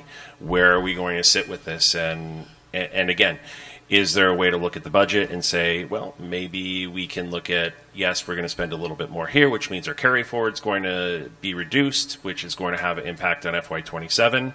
Or maybe is there another area that we can look at and going, is there a way we can mid-year begin pulling back in that area so we can reward? I will tell you, even with adjusting with this compression, and Dr. Hendrickson and I have had some long conversations about this, is that, you know, we're missing drivers, and part of the way to fund this is there are salaries that we haven't funded. So this compression is going to cost. If, again, fixing this will cost, but in the long run, it'll cost more if we don't. Correct. And have you guys done the diligence to ensure there's going to be retainment by doing this move? I mean, obviously, we've had some losses. There's some people that have left sitting in here tonight. I'm just concerned that, you know, again, you just get to the pushing point of sometimes money becomes not enough anymore. And I think, well, there's a couple things coming into play. I think this is step one. Do I think this is the end all and be all? No, I think this is where on that classified side, and I think in IBN, and especially when it comes to IBN time, that classified staff, and again, I have 5 classified departments underneath me. And so I have this big care for the classified side, and that's why you heard from all 5 classified side of the house. Because again, you turn on the news, you turn on just articles, and a lot talks about, and it should talk about certified staff, but there is that whole classified side that really needs to be addressed as well. And so part of that is responsibility in IBN, and to understand how the breakup of various items go in IBN, just like when we talked about that 3-year stipend, it was a 60, 30, and 10% payout. So the question is, how is that negotiated within IBN? So long-term, long-winded answer on that. No, it's good, and I appreciate what you did, because again, I think what wins the war is transparency and communication. Yeah, and I mean, the one thing I want to stress, and you're hearing a lot of from like, there's all these challenges, but what you have to also understand, and this can kind of address, is it enough? You've noticed that each of the departments, whether it be technology, needing to move things to the cloud, working the weekends, decommissioning servers, moving it up to the cloud, whether it be Miss Quinn and moving ovens when they're broken. You have people in Cave Creek that are willing to do the job. And they have put many hours in, and they are willing to do things. And again, I always talk about that analogy of a restaurant. In the back of the house, there are things going on that parents may not see. There are things going on in this district that in order for a kid to open up his Chromebook, you know, Mr. Williams has to have the internet up and running. Well, besides that, also Mr. Santina has to have the electricity going. And he also has to have the AC going in the summer. So all of these things go into play. And again, it's something that we shouldn't overlook within the district, because again, is it enough? I don't know.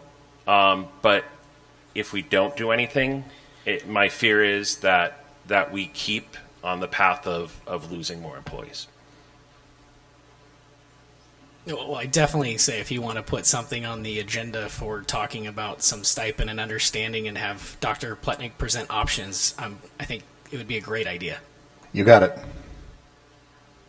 I just wanted to point out, I appreciate you going over the mileage, because I think people have seen and other districts that are also looking for bus drivers as well. And they're like, oh, well, that's far, Black Canyon City to Boulder Creek. And it's like, actually, our district is very far. So I really appreciate you pointing out the mileage and how much mileage your drivers are actually doing. Because I think if you're in a neighborhood that's really close, it's easy to think, oh, Cave Creek, we're this really small district and the high school's right here. And Black Mountain sits right next to it. But the mileage of the students that we serve is actually really great. So I appreciate you pointing that out. I just wanted to be the broken record again, because I think it's important that we do realize that, I mean, we talked about tech, nutrition, transportation, finance, and maintenance. And the overriding thing that we heard is we've cut staff and we're underpaid. Mm-hmm. And then the additional thing with all this aging of the buses, of our infrastructure for the computers and the technology. And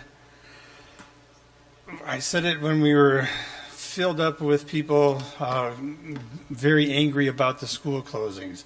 I'll say it again tonight because we have a lot of people here that are very upset and invested in what's happening just recently. And I will say, as I was just mentioning, angry involvement is not a bad thing.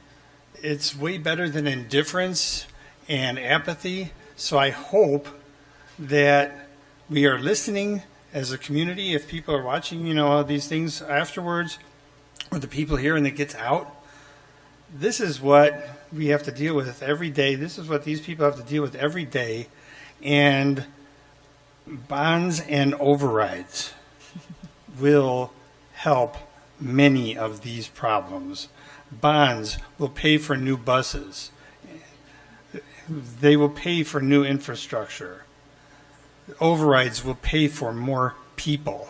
So I know we're talking a ways out now because we don't want to do it next year because it would probably get crushed. But maybe in 2027, if you're here and you're invested now because whatever brought you here, I hope you come back in 2027 and help me knock on doors and whatever else we need to do to get these overrides passed, because we can't do this with our legislature. They aren't helping us.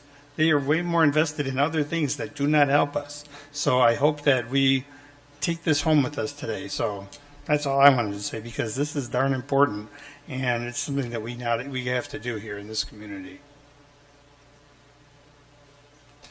First, I want to say thank you for putting this presentation together. And, just reiterating what everybody's already said, the employees in all 5 of these departments are going above and beyond with fewer people. Maintenance has over 1,000 more requests. Transportation is too bad you don't get frequent driver miles. It's all of these employees are extremely vested in this district, and it's apparent they're a part of the community. They're a part of the Cave Creek family, and we're not perfect. This presentation has made it very, very real what our struggles and our challenges are. And I think to some degree, when we say, financially we're struggling, for some people I think it was really hard to wrap their head around what that really means, because the typical community member sees a classroom. Well, how could you be struggling that bad? You got a classroom. Not everybody realizes how old our bus fleet is and how it's aging and it's getting more and more expensive.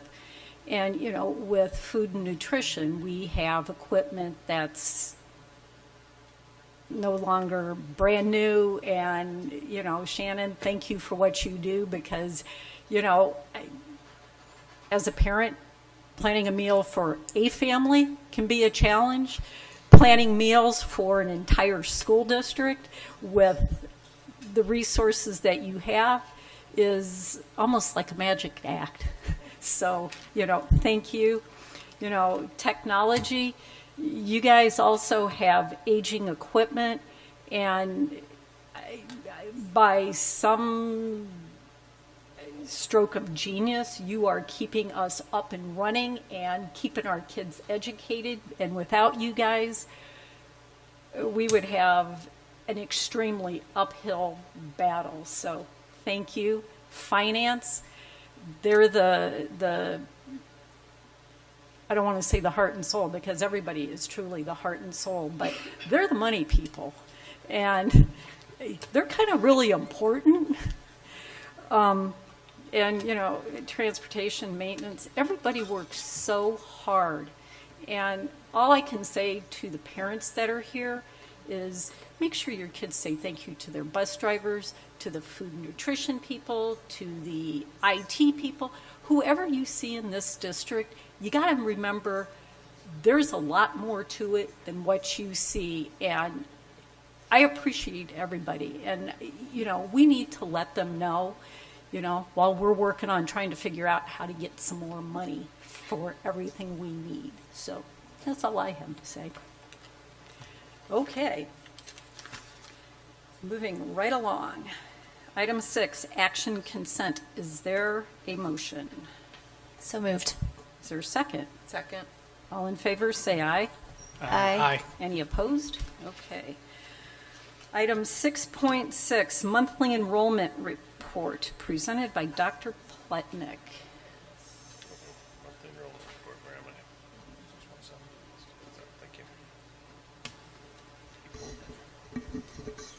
That action consent. 6.6, thank you.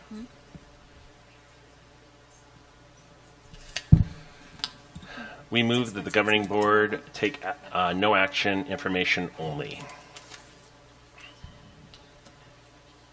This one, 6.6 is an action consent, so So Yeah. moved. I mean, there's really no action to take, but Yeah. so moved. Information. you brought this. Yeah, no, I brought this one up. Enrollment. So obviously, school closures, recognizing. I think in this one, what do we have? 380. But I did compare 24 in fairness, right? Because you look at 380 and be like, the sky is falling. Previous year, what do we think? 299 was our loss. Previous year, so and that's from May to August, so coming in. What, looking at the 380, I mean, what are the major flags and concerns you see coming off, obviously, the closure, some of the challenges we're rolling into this year? Anything standing out for you, Dr. Plotnick? As far as enrollment-wise for where we were looking at Membermore, and if I go back to what we based our adopted budget on back in May 27th, I think the board meeting was. Yep. The projection at that point was 3,436. As of Monday, we're at 3,441. So we are spot on that particular projection. So it's what we expected concern-wise. I think it's just, again, and Superintendent Dolezal spoke about this. It's letting some of those families know if they did go away that they can come back, and we're going to welcome them back into Cave Creek and getting that messaging out. So in ensuring that is in place, as far as any kind of departure of students currently, I have not done the exit interviews. It's not my department, so I can't tell you if there's any potential concerns that have appeared. I mean, I will add, member Moore, that one of my potential concerns, we're at 150 kindergartners this year. I mean, that's the low rate of kindergartners and those available in the district.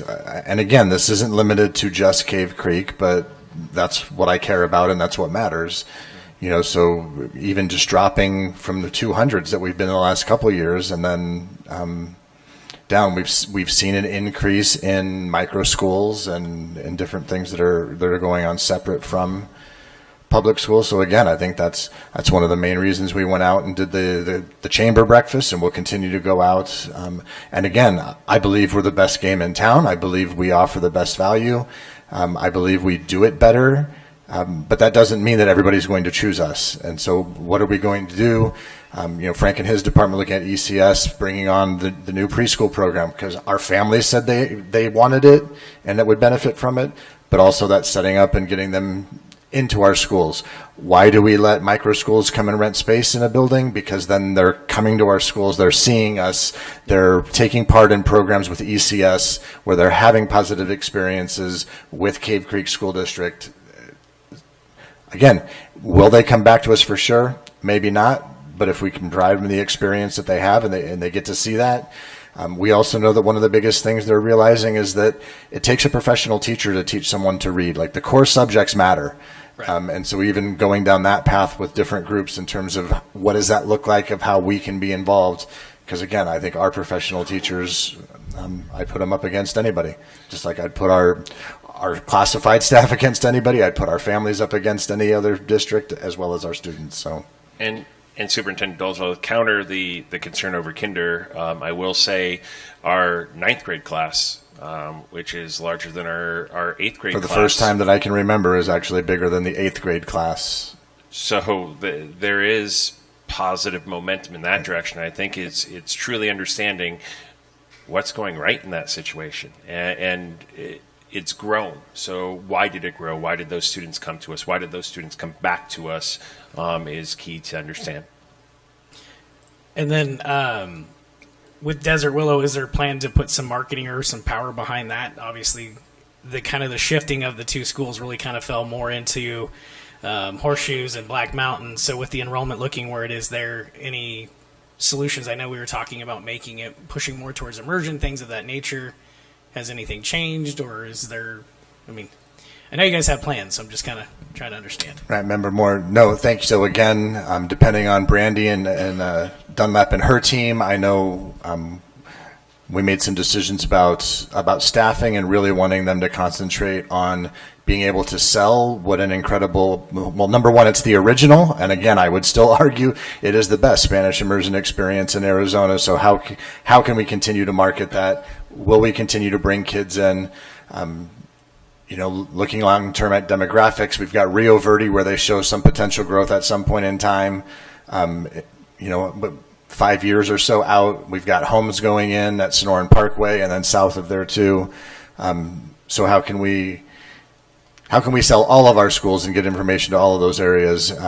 But yes, and then again, talking with Miss Dunlap and things like that, and it'll be a discussion for a later date, but since you're asking for a preview, do we want to look at something, where it is a magnet school for the district, as opposed to boundaries and things like that? So all of those are possibilities and futures, and working with what do we do to be the best. I think to be the best for our students that are here with us. I think Desert Sun is a great example of that, of where we're doing something because the traditional daily school does not work for everybody. And I think that message is loud and clear. So where are the opportunities for us to capture some of that and be different while still providing the expected outcomes and what we're known for as far as educational excellence? Perfect. And then just to kind of call it out, so the loss of 90, how many was that really 6th grade? Because, obviously some of the numbers, if you look at Desert Willow, it went from 338 to 248. So obviously we moved 6 up to Sonoran Trails. So there had to be that's why it's always fun with numbers, because you can get all excited about them and then you find they're lying to you because there's other mechanics that pulled them. So can you clarify what you're asking, Member Moore? Yeah, so if you look at Desert Willow, they went we're talking coming into May to August, right? We lost 90 students for this year. And I'm assuming part of that is of those 90s, there's a head count of the 6th graders that moved from that school to Sonoran Trails. Mm-hmm. Do you happen to know that number? No, I don't. Okay. I don't have the breakdown from the end of last year per school. I have the We can get you 6th grade numbers and put them in the update for you. Yeah, I was going to say, if you could do that, because, again, you look at these numbers, you post them on the board docs, everybody sees them, you can start doing quick math, and you're like, oh my gosh, and then you start to realize, well, there's moves made, so are we really taking a fair look at the numbers? and heading to the right goals is basically what I'm just kind of calling this one out.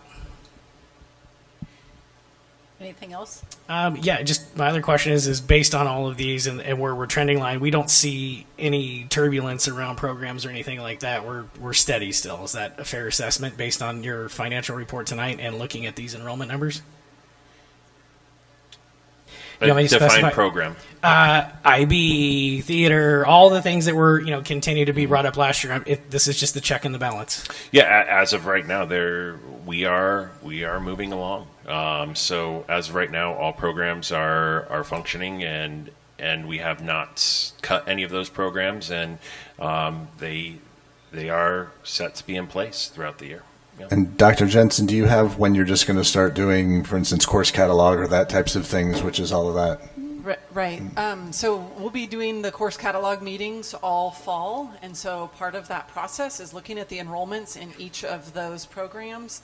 And we're also going to be doing some listening sessions where we are getting community input regarding which programs they value the most and which ones maybe they don't. But really, the students' feet speak very loudly. So when they choose whatever they may choose, when seniors choose to leave for the last 2 periods a day, that is taking away programs from our school.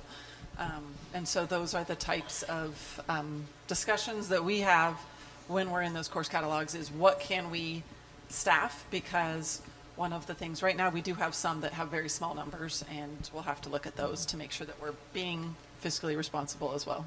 And is that part of the Hanover study as well? Does that kind of go hand in hand? That's correct. Okay. So both of those will be happening simultaneously. Okay. Anything else? I'm good. Anybody else? Okay, all in favor, say aye. Aye. Aye. Any opposed? Okay, item 6.22, transportation compression adjustments, presented by Dr. Henriksen. President Greer, members of the board, move that the governing board approve the recommended salary adjustments to address CDL driver salary compression as presented. So moved. Second. I have no question because I got it answered in transportation. So if you want to wrap this up and move to vote, we can do that unless anybody else has a question. Okay, all in favor, say aye. Aye. Aye. Any opposed? Okay, 6.22. All righty. Item 7.1, call to the public. According to ARS 38-431.01, a governing board may make an open call to the public during a public meeting, subject to reasonable time, place, and manner restrictions, to allow individuals to address the governing board on any issue within the jurisdiction of the governing board.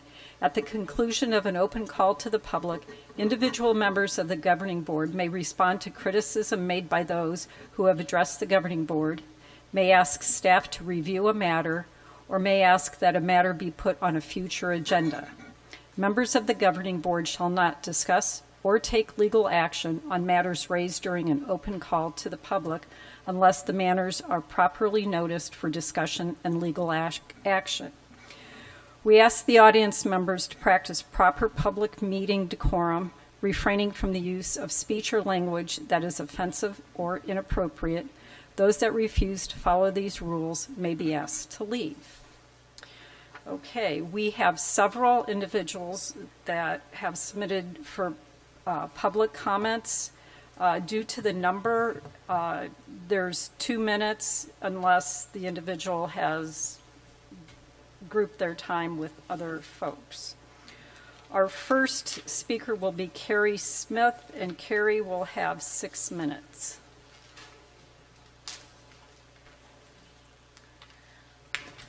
So I'm one of those people that have got left behind in the dust by the said compression. So in the 30 years I have worked for this district, I have never once considered what I do as a job. It's been a passion, and the children have always been at the heart of that passion. No one ever comes to work to make money at CCUSD. That's what the employees all say. You have to love what you're doing here because you certainly aren't going to get fair pay. Isn't that awful? We all just accept it. Why does it have to be that way? It is so unfair to the wonderful and dedicated employees that give their all every day. In recent weeks, the district has finally acknowledged our cries to address the appalling wages we are paid, but only because our cries got louder. I'm grateful you are all listening now. However, the district will never be able to pay what an esteemed 30-year employee is actually worth. The longer you work at the district, the further you get from fair compensation because they simply can't and don't give raises for performance or years of service, as a normal workplace would. The system has always been flawed in that way.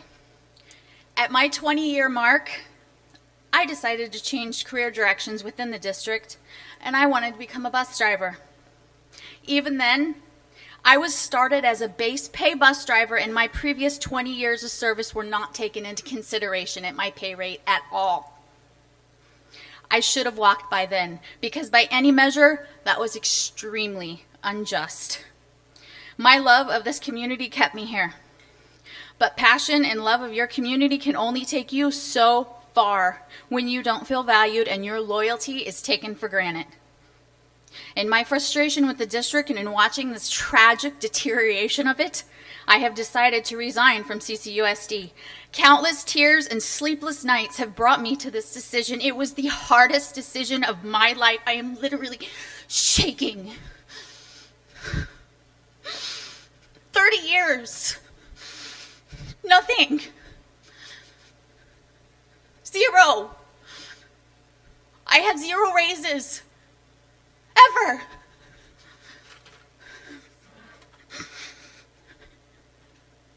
My heart breaks for my students and their wonderful parents. They will be in my heart forever.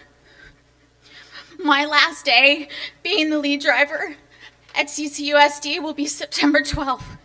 And I leave you all the same way I send off my children every single morning, and that is, I love you, take care of each other, and I hope you have a wonderful day.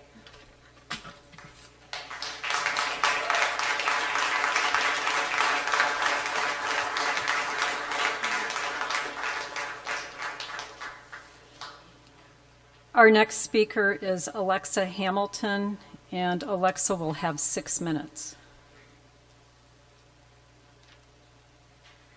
Hello, I'm Alexa Hamilton, and I've taught in various positions among this district since 2020, and I currently have 2 children in this district right now. I'm here to speak on behalf of Mr. Gianni, who was recently told he was being fired from the head coach position.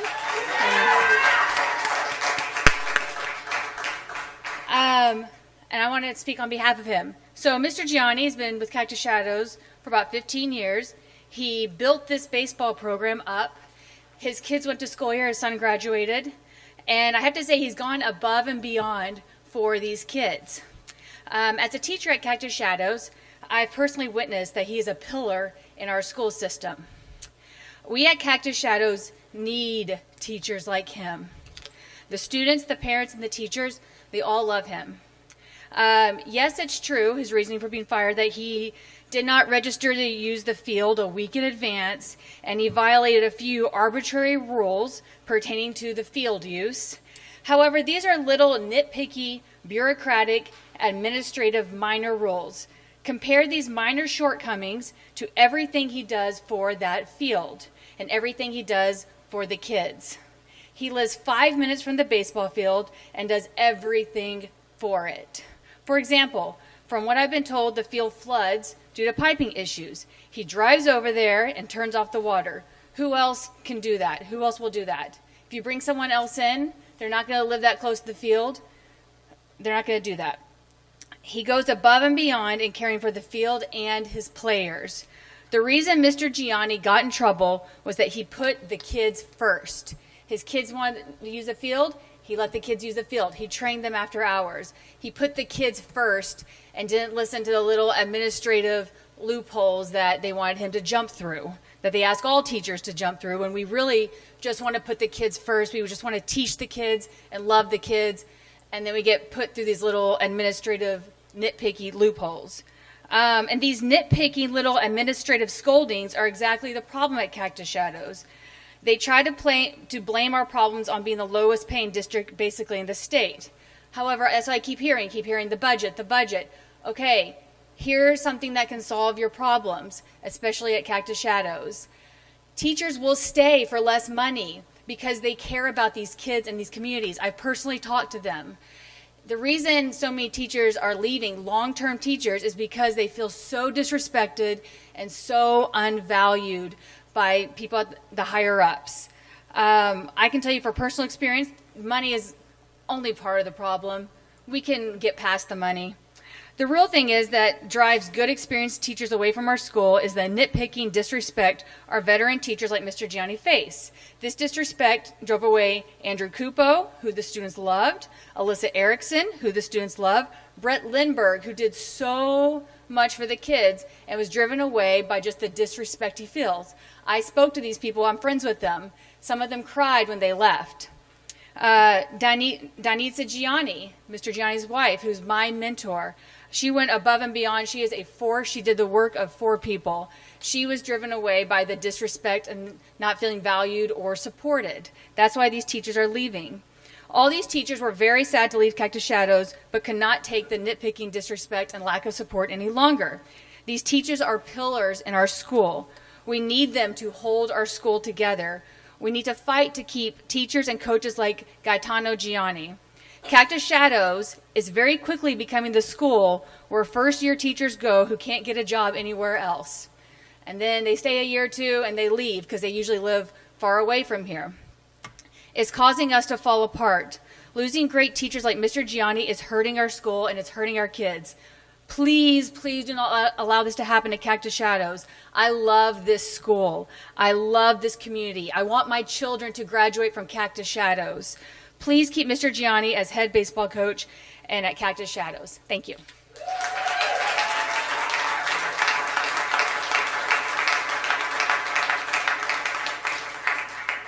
Our next speaker is William Weisovich. He will have 2 minutes.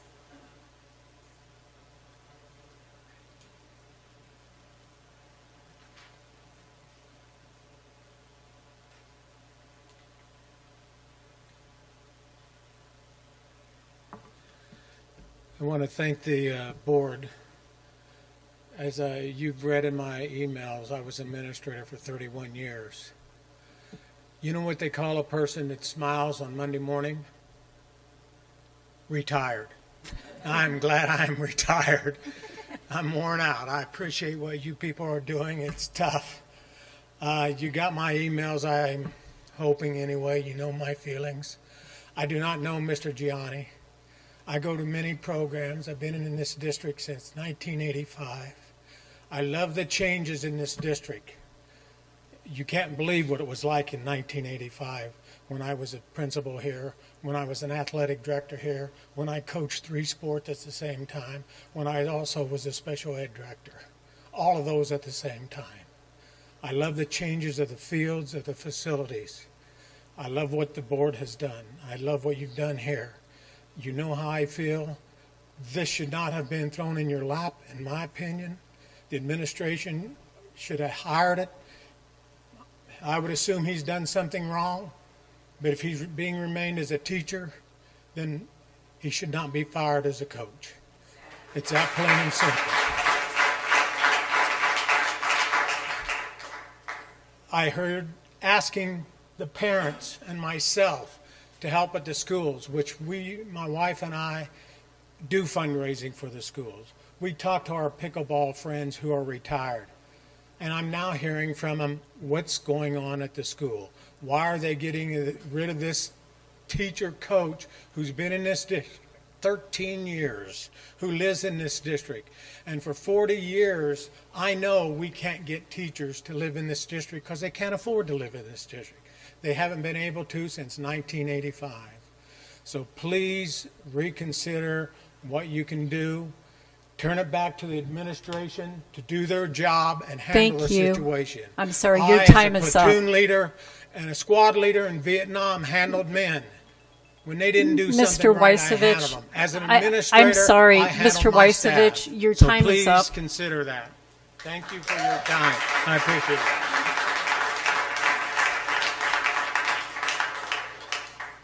Our next speaker is Susheta Shah, and Susheta will have 6 minutes. Good evening, Governing Board. My name is Sucheta Shah. I have a junior at Cactus Shadows High School, as I mentioned before. I also have a daughter who graduated in 2022. I've been wanting to speak to you about my issues with obtaining a 504, and I'm going to get emotional, for my son for the last 2 years. But I have not come forward in fear of a 504 being denied each new school year. I've decided not to live in fear anymore. During elementary school, he was denied the 504 4 times, even though he had a medical disability since the age of 3. The principals, Marlowe and Schenk, said they would implement protocols but refused to put in a 504. Even after several incidents happened that put my son's life at risk, I gave up. Then in 7th grade, I noticed him struggling. I took him to a psychiatrist, neuropsychologist, and psychologist. All of them provided documented need for a 504 per his ADA. In 8th grade, he was denied a 504 twice by teachers, Miss Love and Miss Gregory, since his grades were good enough. Jill Sereno said they had already given out 70 504s. There was no limit to the number of 504s that can be written. They refused to understand his struggle, which grew into disliking school. And yes, his grades did drop then. My son later said, "Do I have to fail my classes for them to see I need help?" The summer before high school, I asked for another meeting and was denied by Mrs. Brella, stating that we'd already had 2 in 8th grade. I pushed and finally had a meeting. But again, the teachers and Miss Gregory questioned the need of a 504. I hired a lawyer. We met with CCUSD lawyer, who immediately stated, when a student comes in with documented disabilities, we are required to provide a 504. There is no evaluation. The only discussion that is needed is what goes on the 504, not whether we give a 504. Every August, I fear for the 504 renewals to be denied. I asked the board to investigate how CCUSD handles the 504 determination meetings, so no other children have to go through the years of anguish that my son and I had to. This was also an avoidable cost to the district for having their lawyer having to get involved. I hope you take this into consideration. I love this district. I've lived here since the year 2000. I fundraise for this district. I volunteer in PTO, CCUF, and I have for many years. You can ask the principals. I'm always in the classrooms. Well, when we were allowed to in Horseshoe Trails, I was there weekly.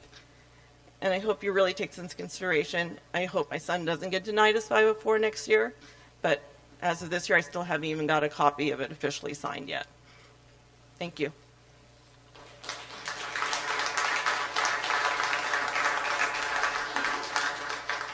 Our next speaker is Michelle Williams-Ketchen, and Michelle will have 2 minutes.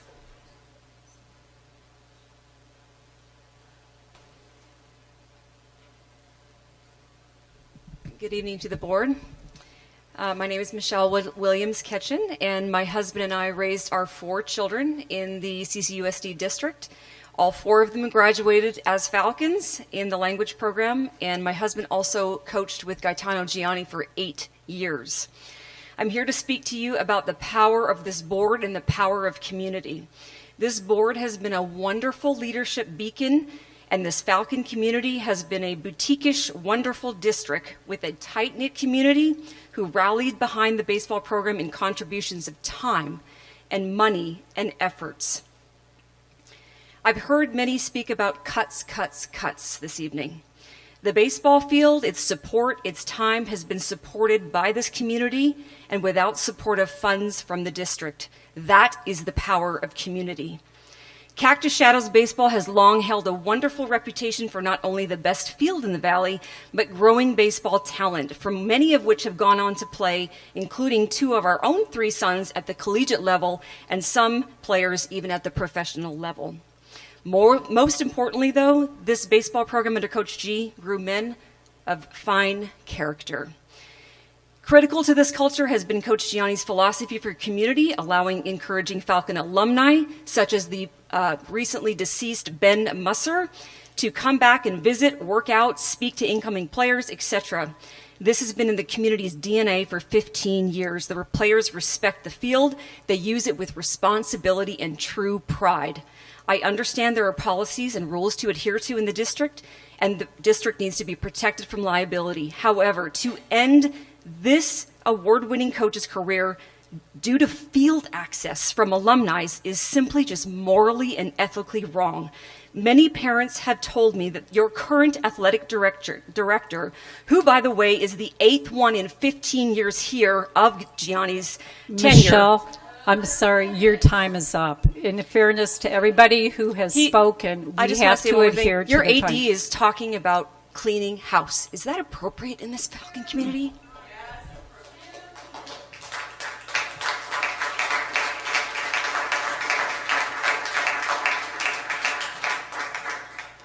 Our final speaker will be Sage Sola, and Sage will have 14 minutes.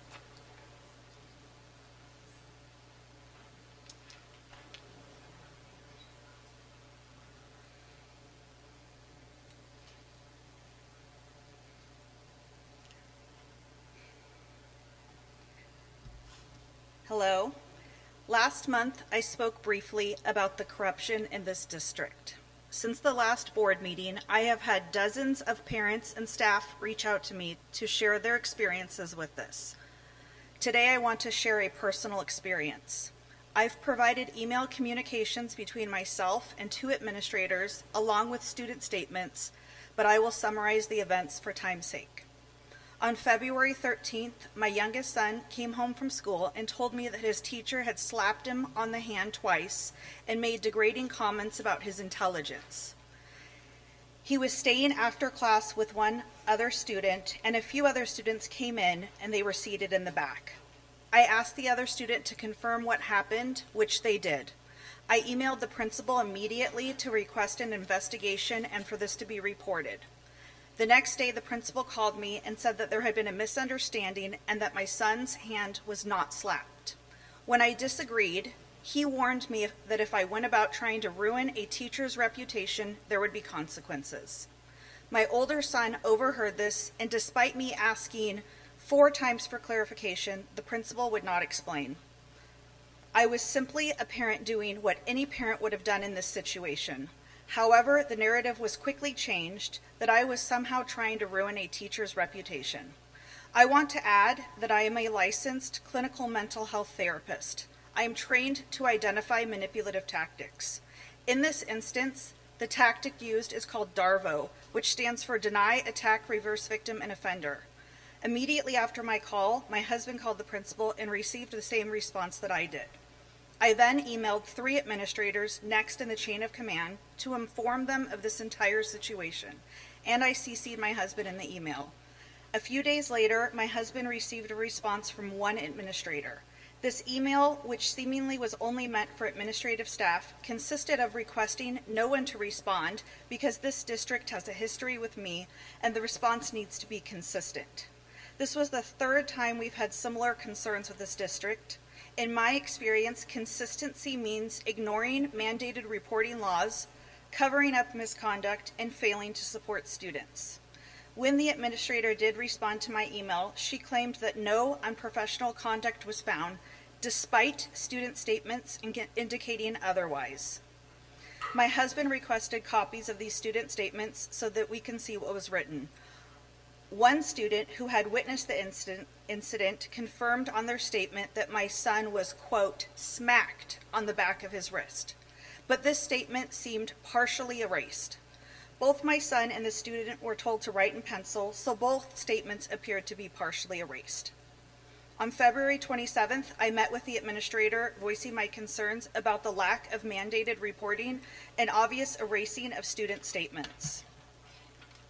The evidence I've provided is only a small part of the corruption in this district. More individuals will be coming forward in the future.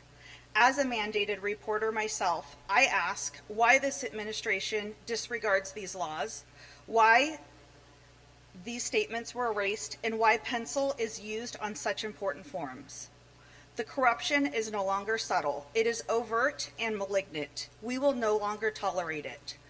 Many people are too fearful to speak out, fearing retaliation. I've never shared my story publicly before, but I was threatened, and the narrative shifted from abuse to an accusation that I was attempting to ruin a teacher's reputation. This is a deflection from the real issue, which is the safety and well-being of students. We've been conditioned to ignore unethical behaviors and fear consequences, whether explicit or not. As more people come forward, if action is not taken, those empowered to enact change will be seen as complicit. Thank you.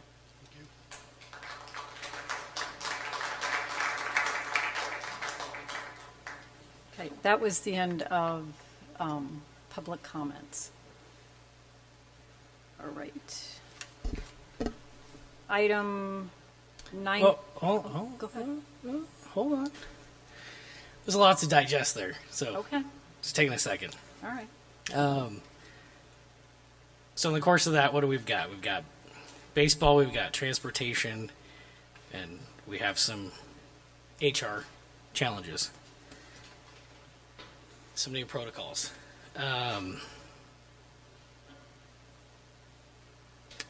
Superintendent Dolezal, I don't even know what to task in this situation, but I feel like we need to know some more information. I think I'll just send an email this time. Does that work to kind of task out what I'm thinking? Sure. Because we did the reporting on the summer school, and I think I can just frame it better if that's okay. And just we can do Okay. an update. Yes, and whatever you send me, it'll be a response to 100%, everybody. but send direct to you. Okay. I think that helps with that one. You good? I would like to think that, and again, looking at both sides of the coin, asking the questions, doing the diligence for Coach G, I get it. Read all the emails, two sides of every story, understand the district's point of view. I still think that there's something there that we're missing. And I don't know what the action is there. So I don't know if we need to go to like an executive session or you want to put some more clarity to it on the update. But I think that we need to maybe pause on getting overly aggressive as we head into this baseball season and figure out, are we really doing the right thing? I got to tell you, I'm looking at both sides. And again, I know I can't speak to certain things, so I'm going to be careful. So yes, we can do updates. We can do executive session in terms of employment matters. Yeah, I want to be we just tread need to do our lightly due there. notification and that. So Again, do I have still, your direction? I would like to give you a direction, but still being newbie, I don't know how far I can push lines on HR. But hold on. In fairness, there are measures that the board has to take place. We can't just air dirty. We just can't jump into it. There are protection metrics when it comes to employees. So I want to be respectful of that. I know you want answers, but there's a process, and I'm going to abide by the process, even though I know sometimes I like to break processes. But I'll respect the lines of HR. So I don't know what the governance is for the board and how we can have communication and have dialogue around putting all the pieces together and making an informed decision and maybe challenging the decision. Dan, do you want an executive session? I really do. Okay. Okay. And I don't know if that's a motion right now. We move to executive session, or is that a different date? We move it to 23rd. It's obviously time sensitive, so I want to be mindful of that. Correct.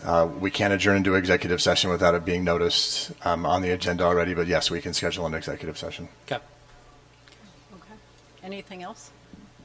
I'm going to stop there. I mean, we've got some things, but I think I can communicate some other points via, Okay. and to be respectful. Anybody else? Okay. Item 9.1, instructional time model presented by Dr. Jensen.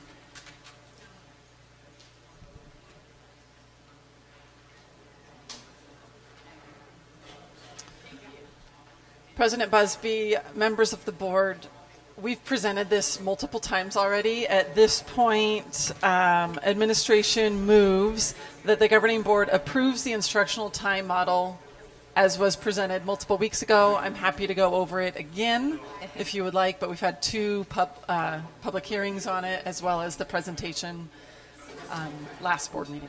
Moved. Oh, did you have a question? Yeah, I did have a question. Sorry. Is there a motion? So moved. Okay. And Second. okay. Now I can talk? Yes. Okay. All these motions and so motions and all that fun stuff. I just want to make sure I have a fully clear understanding on, because you're asking for a vote tonight, right? Correct. But this was supposed to be aligned with the calendar, though, right? Wasn't that the original discussion?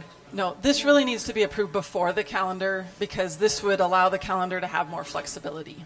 So if we approve this, then the calendar folks, as they're working through it, they know that they could do some flipped days or that they could not do some flipped days. Okay. And the way that it reads now, those flip days, there's really no rails to that. It could be as many days as you want. Well, and let me jump in, Member Moore. I mean, the rails ultimately are that the board has to vote and approve a calendar, and so that rail still exists and that is there, so it would not be coming. No, so this is okay. So I'm glad you asked that question or made that statement.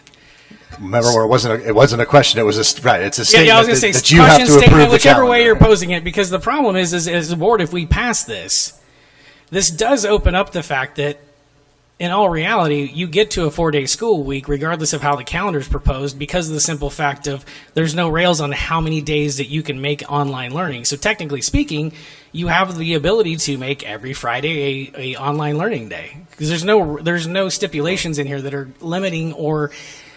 And Member Moore, if that calendar was brought to you, that would have to be brought as here is the calendar, and you vote yes or no. And again, I will state.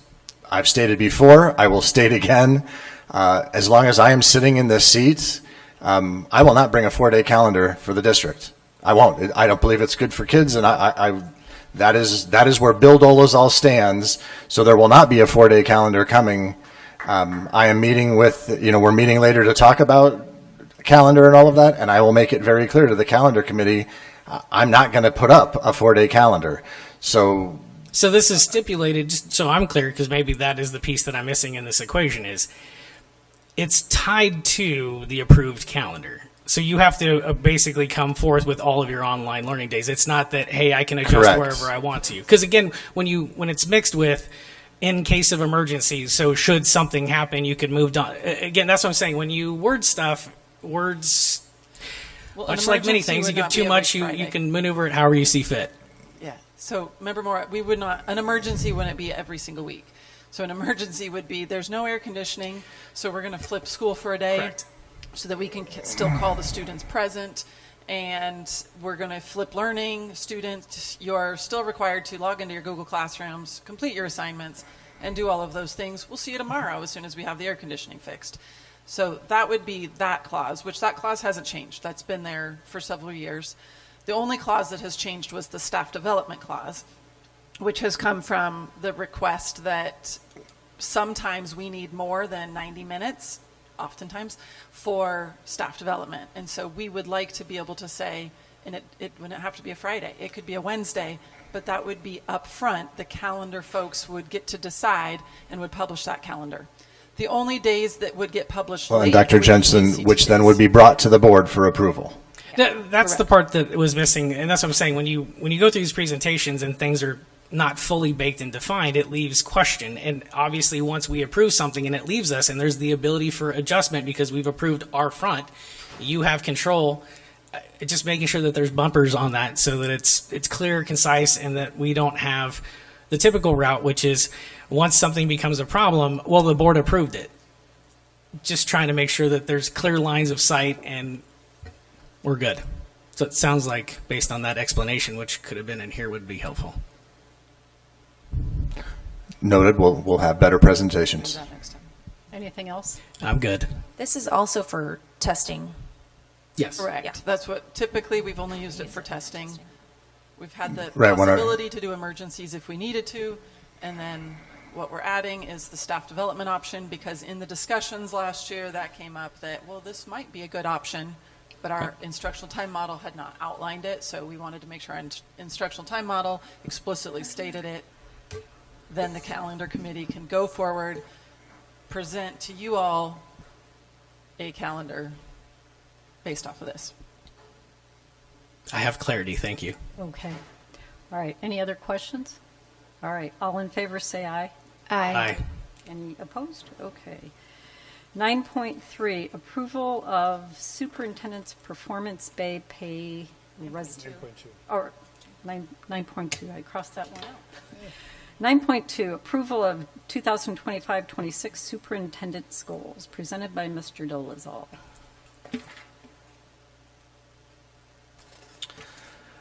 President Busby, members of the board, we move that the governing board approve the 25-26 superintendent goals as presented.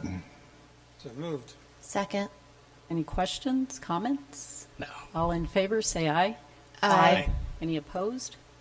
Okay, now we're at our 9.3, approval of superintendent's performance pay resolution, presented by me.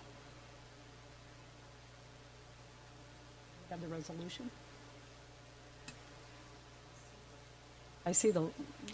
So first, the motion has to go in terms of We need a moving. motion. Motion.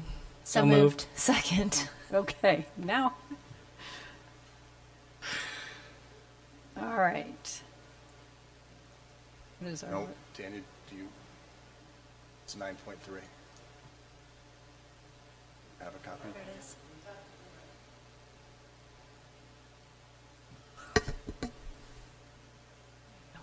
All right. The resolution, whereas Cave Creek Unified School District number 93 of Maricopa County, Arizona, has determined that it is in the district's best interest to establish its own performance pay plan for the services of Superintendent Bill Dolezal pursuant to ARS 15-34139. Now, therefore, be it resolved by the Governing Board of Cave Creek Unified School District number 93 of Maricopa County, Arizona, that Section 1 pursuant to ARS 15-34139, the Governing Board hereby establishes its own performance pay plan for the services of the superintendent. The Governing Board agrees that during the term of the superintendent's employment contract, up to 5% of the superintendent's annual base pay shall be designated as performance-based pay. And Section 3, the district's Governing Board shall assess the superintendent's performance pay on an annual basis based upon the goals attached hereto as Exhibit A and substantial progress toward meeting the agreed-upon goals of the superintendent and the district. In Section 4, the district's Governing Board shall assess superintendent's performance annually for purposes of determining performance-based pay. Such assessment shall occur prior to June 30th annually. If a majority of the board members present and conducting the performance assessment agree that the superintendent has earned performance-based pay, then they shall vote to issue some or all of his performance-based pay, subject to availability of funds. Any award of performance-based pay shall be in addition to the superintendent's annual base salary and shall be paid in the next pay period following the board's decision. The Governing Board reserves the right to revise its superintendent's performance-based pay plan adopted herein. So, any discussion? Okay. I think just simply thank you.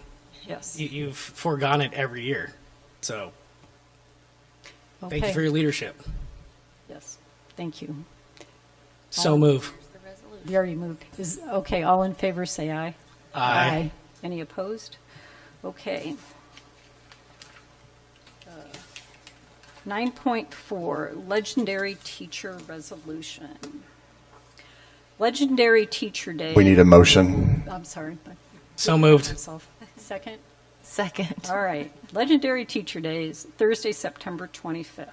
Whereas the Governing Board of Cave Creek Unified School District 93 believes we have all had special teachers that made a significant difference in our lives, and whereas the Cave Creek Unified School District number 93 Governing Board recognizes that those teachers demonstrated unique skills, allowing them to transform their deep content knowledge into life-changing student learning And whereas the Cave Creek Unified School District Number 93 Governing Board highly values the caring family culture created by those teachers, and whereas the Cave Creek Unified School District Number 93 Governing Board understands that we often do not fully understand and recognize the profound influence teachers have on our future until we have lived our future.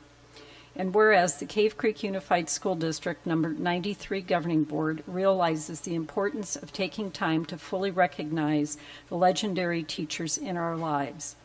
Therefore, be it resolved that the Cave Creek Unified School District Number 93 Governing Board does hereby affirm its support for September 25th, 2025 as Legendary Teacher Day.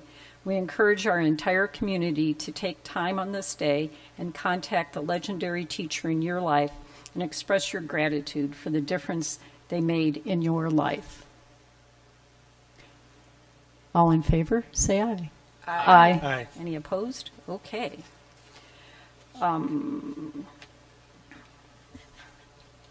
Item 9.5, possible action to approve the direction given to the board's legal counsel during executive session. President Busby, members of the board, administration moves to approve the direction given to the board's legal counsel during the executive session identified as item 1.2 above. So moved. Second. All in favor, say aye. Aye. Any opposed? Okay, item 9.6, possible action to approve Osborne Maladon as special counsel to the district for EVIT Satellite IGA, presented by Mr. Dolezal.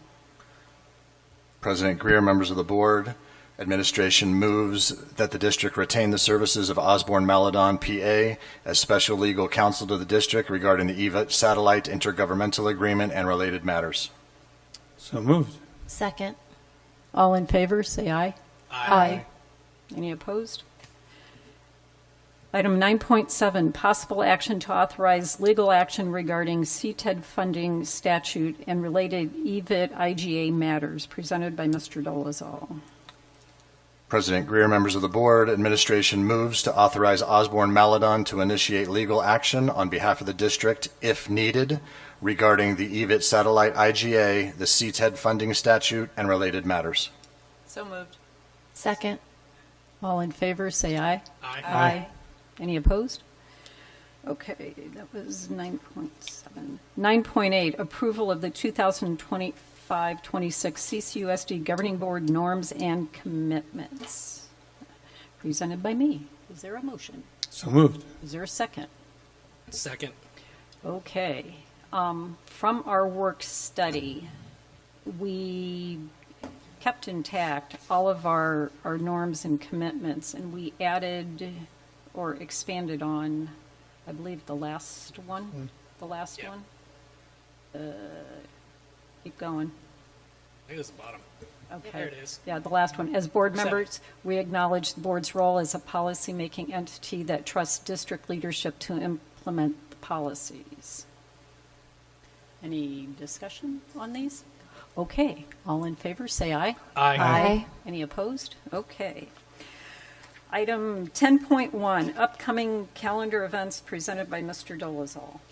President Busby, members of the board, we've got September 16th and September 30th at 5 p.m. the Capital Raise Committee meetings at Cactus Shadows Lecture Hall. October 2nd is an early release for parent-teacher conferences K-8. October 3rd is early release for all students. And October 6th through 10th is October break, fall break. All schools will be closed and the district office closed Wednesday through Friday. Okay. Item 11, adjournment. Is there a motion? So moved. A second? Second. All in favor, say aye. Aye. All right, we are adjourned and it's 8:41.